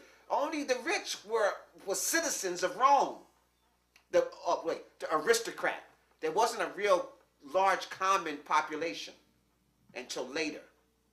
Even during this time, the regular common population is Those people I call Italians, no, they weren't even really considered citizens. So you got the aristocratic class, and you got a slave class, a military, and then crafts, and your people who are working in the fields of feeding Rome. Rome was like a giant elephant that needed to be fed constantly. And so you needed these workers. You needed a large work crew of slaves working, bringing stuff back into the capital. And you're not paying nobody. So you can see how you can acquire wealth. You go, you kill nations, you take all their stuff, you annex the people, and you bring it back to Rome. Rome is inheriting the wealth from Persia, Syria, Turkey, the Hittites, all of these places. The Gauls, the France, Spain, they can't keep nothing because the Romans are taking all of that. And anytime they find out that somebody got something, that's where the Roman Empire is going. You understand? The Roman army's job was to bring booty into Rome. The Roman soldiers themselves weren't allowed to be in Rome. They weren't Roman citizens. Okay. It would be just like having a total mercenary army that's feeding the mother, in this case, Rome. Okay. So there is no scientific development, there's no contribution to civilization to make life more humane, more. That's what I was trying to get at. But you're explaining it. Yeah. Marvelous job. No. You worked and you died. And the only educational thing would be the aristocratic family, right, who were still attached to the Moors or they're still attached to the Africans, right? And remember now, there's this growing group of Christians because now they're attached to the Coptics, who are an educated group of people. So the masses of these Europeans are ignorant. They're coming in contact with the Coptics who are reading from their books, their holy books. They're reading from their scrolls, but they're reading in Coptic. And they're reading in Latin. More African people use Latin than any other group of people on the planet. Most people don't realize that. Now, in Egypt, what is happening with the Egyptians, and are they moving south and getting the hell out from around That's these exactly what's happening. Explain that. You have great migration. So the people who are in Somalia today, they have migrated from Egypt. The people who are in southern Sudan, you'll notice, for example, if you're in Sudan, just regular Sudan, you see a different look than you look when you go down to Somalia, and even parts of northern Kenya and things like that there. You know, those are people who had to hat up and just get right on out of Egypt. So they moved back. So the people in Somalia, ancient Punt will tell you that they were, Punt will tell you that they were the parents of Egypt, and then when the Egypt was sacked, they came back to Punt. And that's Somalia and all that area in there. Somalia, Kenya, Tanzania, all of those areas. Those people migrated from Egypt, you know. So that's why you have the largest Coptic Christians are Ethiopia. They were all Coptics. These were people who migrated back out of Egypt and mixed with their brothers. They already had family in Egypt, Sudan, Somalia, all of that. So they just moved back where it was comfortable. Many of them did not migrate west until the Muslims come. Okay. So you don't have a Western migration. You have to understand, most Africans are not, we're not forest people. We're not from the tropical rainforest. We're savanna people. The great savannas. We come from the great savannas. And then only in the last less than 1,000 years have we migrated and populated Western Africa into the tropical rainforest. But Ghana was a BC, began in But look where Ghana was. Ghana, ancient Ghana in the BC wasn't at the coast of Western Africa. Yes. Ancient Ghana is like where Mali and Chad is in there. So it was right next to Eastern Africa, where the people had migrated there. So that's where Ghana was. And then Ghana kind of moved into the area kind of like where Mali was. And then when you had the Mali Empire, they moved further west towards the coast. And then the Songhai Empire is the one that engulfed almost all where you see West Africa today. So you have Ghana, Mali, Songhai. Each one moved further west. Right. So I need you to clearly understand that, you know. So now comes the Arabs. Right, that Arabs will come. Well, first, Arabs don't come into the. Yeah, I was going to say. Wait, we're at 313, right? Yeah, let's where deal Constantine with the comes fall of Rome. Rome. Right. And then the Arabs come in. Right, then the Arabs. All right, so we're not far away. We're at 313. So at 313, Constantine has made a power play, then wiped out everybody, and now he's in charge of Rome. He releases, expels the ban on Christianity. So now you can be a Christian openly. Christians are coming out of hiding now. This actually, what? It increases Constantine's power. So now he's going to use this to his advantage. So now he has the regular people and he has the army on his side. He's defeated the West, so he has the army of the east and west of Rome. Okay, he brings in some of the army that's out in Babylonia, Syria, and Persia, and brings them back in. Now the Christians are not fleeing, so now they think he's a good guy.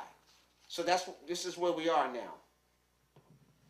Constantine, he is the one who founds the city of Constantinople, the Byzantine Empire. Okay, right. So Constantine founds the city. He needs a new, fresh start now.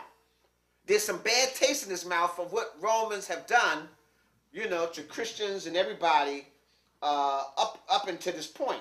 So now he founds his new capital, okay, and this is going to be a new seat of power. It becomes the capital of the Roman Empire under Constantine, okay. And he has the Nicene Conference, so there's several of them, 319, 22, 25.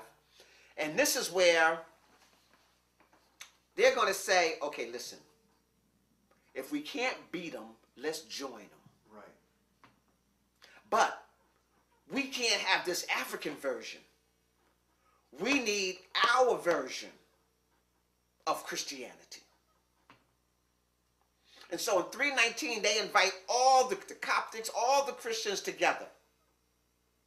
And they said, listen, we have to come up with one doctrine. We can't have all these different facets. North Africa, we got one form of Coptic Christians. In Asia Minor, we got another form of Christians. And now here in Rome, we got another form of Christians. We need one belief. And so Constantine put his boys to the test, and they rewrote what the Coptics had already had as a doctrine. And at that point, they tried to say that Jesus is the Son of God and that he is not born of man. Well, to the Coptics, that was silly. We've been teaching this for 300 years. No, that this character who we've made is Jesus was just another brother who was a great prophet. And they didn't want to hear that. We got to deify him. We got to make him the son. So they had a vote. All those who believe that Jesus is the Son of God, not born of man, from immaculate conception, and all that, raise your hand. All those who don't, give me nay. So Constantine had his army there, and all those who said, no, we don't believe that, Constantine had them murdered right there on the spot. They have witnesses of the first conference. They actually cut their heads open of the priests, and their brains spilled out on the tables of all those who were against Constantine's new form of Christianity. And then, after they killed half of the priests, almost half of the priests, he said, we're going to vote again. So now you understand what the second vote was like. Those who were... I believe. I believe, okay. So that was the sway, and that's the new face of Christianity. Okay? So now, the Roman Empire is going to embrace Christianity. The new Christianity. And now we have Roman Catholicism. And that's the birth of the Roman Catholic Church. So, people need to see how, it eventually, how it came into play, then some of the first bishops and popes there were, there were some blacks involved in there. You had Saint Maurice, and you had some of these other people who played, dynamic parts, who were Africans, who were being used by them. In 380, Theodosius the First proclaims Christianity as the sole religion of the Roman Empire. So that's 380. So this is now about 50 years after Rome has accepted Christianity. See, they accepted it first, but they didn't make it the official religion. It was the seat of the Roman Catholic Church, but it wasn't the total official. By 380, they made it the official religion of the Roman Empire. So that means now, every place the Romans conquered, they were going to shove Christianity down your throat. Before, they weren't doing that. Before, when the Romans conquered you, they just wanted to steal everything of value you had. So the shift changes here. We're going to not only steal everything you have of value, but now we're going to shove this down your throat and leave some priests here behind to make sure you follow this. So not only do you have to give us all your wealth, now we want your soul too. So you can see this big change. Absolutely. In 400, by 400, the Western Roman Empire moves its capital to Milano. From Milano to Ravenna. And then I'm not going to go into great details, but at this point, the Roman Empire is every other day there's a new emperor. No emperor almost lasts more than 3 to 5 years. They're killed by members. And let me say this: more Roman emperors were killed by members of their army than by any foreigners. So this constant change of Roman emperors and heads was power plays inside of the society. You remember, the Romans are they're the annex of all these hodgepodge of people they've been killing it all along, right? Now, they tried to keep a succession of leaders in a family that were attached to the so-called, aristocratic family, And so, but then, who are these people? They're just the Macedonians, the Greeks, and the later. And so it's just one murder after another, all the way through. Nobody's voted in out of confidence and stuff like that. No, you get killed. Nobody lives to an old age as an emperor of Rome. No, you were saying that they had, in 10 years, how many emperors? 13 emperors in 10 years at one time doing the thing. So, you need to be real clear that I guess that wasn't even a good title to have at one point. You look it over your shoulder. Right, and your sons, and a lot of them were done by your son killing the father. The father killed all his children to make sure none of them want to get, killing their wives. And it was, so it was real in play. So the Roman Empire, much of its undoing was its lack of values and greed within itself. It was like the monster from inside allowed the monsters from the outside to come in and sack them. So the constant power play of who's going to be the next, who's going to rule. I'm going to tax the people till they bleeding to death and they can't, like that, So there was always internal strife. So you kept the people unhappy because you bleeding them. You got everybody on the outside wanting to get you because you spent your whole life conquering all of them. So they can't wait to get revenge. So they're looking for any weakness, So it was just a matter of time before the empire would fall, And then this allows Persia and a couple other places to regain and get some strength, So the first time we have this big, like for example, in 636, this is before the Arabs come into Egypt in 640. In 636, the Arabs invade Syria and Palestine and are to conquer them. Now the Arabs are coming out of Saudi Arabia. Saudi Arabia. Okay. Okay. And they've conquered, by this time, the Turks in the Ottawa and annexed them and converted it into Muslims. So the Muslims are to, when the Turkish Empire, the Ottawa Empire, when they are able to defeat them, that's the rise of Islam. The rise of Islam is totally military power. Once they are able to defeat or annex the largest Asian power and convert them into I shouldn't say Asia Minor, that area. When they're able to conquer, those people. Well, believe it or not, there's almost as many Muslims in China as there are in the rest of the world. Yeah, I know. Oh, yeah. So, I'm just trying to show you, once that military, came in, I know Islam's supposed to mean religion of peace. There's peace after I put my foot up your butt and converted you to our way of life. Then we can have peace among our brothers, and all those religions, though, anybody who doesn't belong to your club, your private club, you got your religion saying you could kill them. So that's why spirituality is so powerful today. How we have to embrace spirituality. So any of the religions is bad for African people. Yeah. I'll say that again.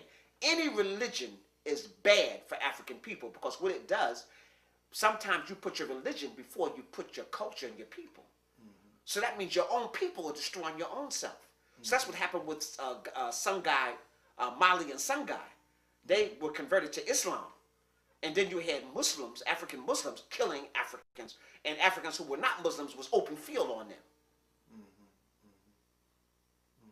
The sack of Ghana were African Moor Muslims destroying Ghana, weakening it so that it fell. So religion itself was created by the Greeks. And then you had a stronghold. Once that philosophy then it began to spread all around the world, But religion was created by the Europeans and for control. And once they created that monster, it's still out of control today. You can see it. So when does Rome fall? Well, Rome falls in the Germanic tribes. The Germanic and Vandal tribes are the ones that actually sack the Roman Empire. Well, actually, I'm looking at North Africa, but then, I'm looking at Egypt. Well, 640 is when Egypt was conquered by the Arabs. So, okay. So you had, once the Roman Empire fell, then the Turks and the Ottawa, the Mamelukes, they took control of Egypt. So the Romans, the Europeans didn't have enough power to hold on to that area. So the Asians, under the Turks, the Ottawa Empire, took control of the area that would be northern Africa.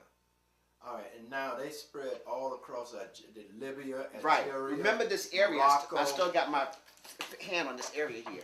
So this area, all right, so once the Arabs, the Ottawa Empire is in here, right? So once they are converted to Islam, then they sweep down across all throughout the Arabian Peninsula and move into Egypt in 640. Once they get into Egypt and they got the power now here, and they convert the Africans here, then these Africans will move along all this belt here. See this belt that was all controlled by the Roman Empire? Yes. Well, the Arabs and I shouldn't say just Arabs, but I just say Islam because the majority of these fighters are Moors. They are to conquer all of this northern Africa. So all this area that was Rome, that was first Greece and then Rome, gets converted to Islam. And then, say, look, all the way over here. And then in 711, they move across the Iberian Peninsula into Spain. So we're talking about in less than 100 years, Islam will sweep all across northern Africa.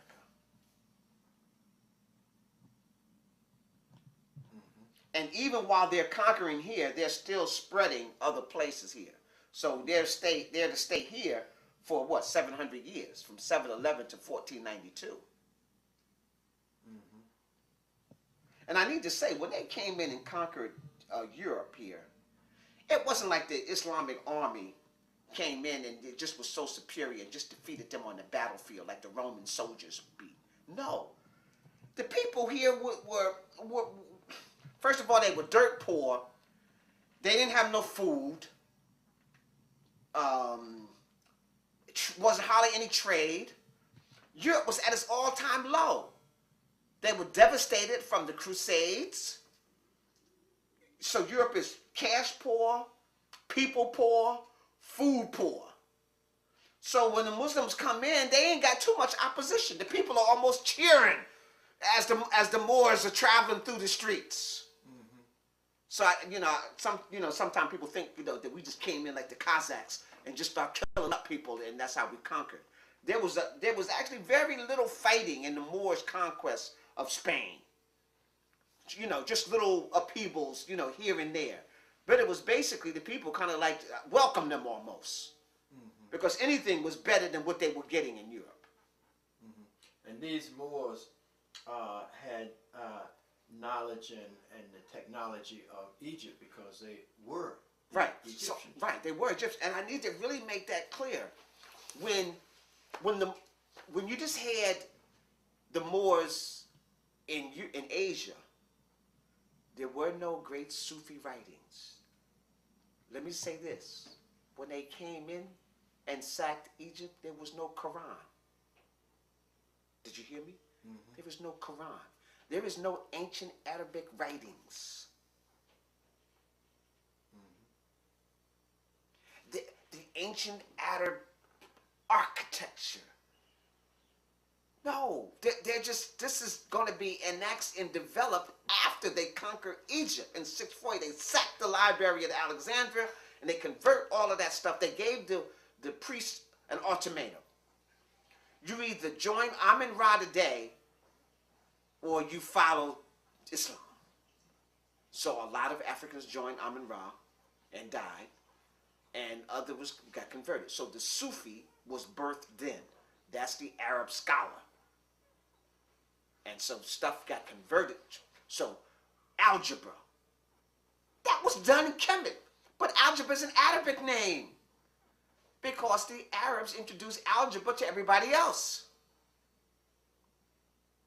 Okay, so but these are Africans who are just converted to Islam, who were the ancient Kemet, who were the Egyptians. So they are now Moors. They are now Moors under Islam. Who have very clear.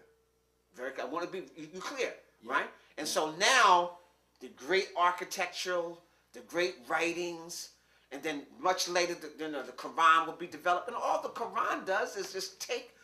The Quran takes all the books, for example, the Old Testament. The Quran takes all the books of the Old Testament. All the prophets of the Old Testament are part of Islam. So they take Moses and all of that as part of Islam. It's just that the New Testament, the Prophet Muhammad is supposed to be the last of the prophets. And so they're coming to where they say Christianity got corrupt. They're coming to straighten it out. But it's just I know Muslims don't want to hear this, but the seat of power of Islam and Judaism and Christianity is all in the same place, under the hands of Europeans. Yeah. So Europeans control the seat of Islam, Judaism, and Christianity. That's right. So they need to know. All of them are taking the orders from the same group. Explain that. No, I don't want to go to great, right now. But I'm just, not a problem. People need to know that it's a facade of the division between Islam, Christianity, and Jews. War represents big business. the power structure needs them fighting among each other. That's good economic business. And the Jews wrote all of the books, the Christian Bible, the Quran, and their own book. Yes. It's all under the control of the Jews, even though, Yeah. it's like you said. Right. and we But don't have I to need worry. you to understand, the original writers were not the European Jews. The European Jews inherited that. Yes, right. Okay? And see, they got their real control of spreading their knowledge. See, in the 1200s, the Chinese invented the printing press. The Europeans reinvented it. I don't know if you can reinvent something in 1400s. So 1474, 1475, the Gutenberg press. That's in Germany again. So the Jews financed that. They didn't invent it. They financed it. And they knew he couldn't pay the interest back. When the Gutenberg press could not pay back the money, then the Jews, barons, took it. Right. And now they printed up their Bibles. And the Old and New Testament are now put together for the first time. Correct. And under Martin Luther, You would go crazy.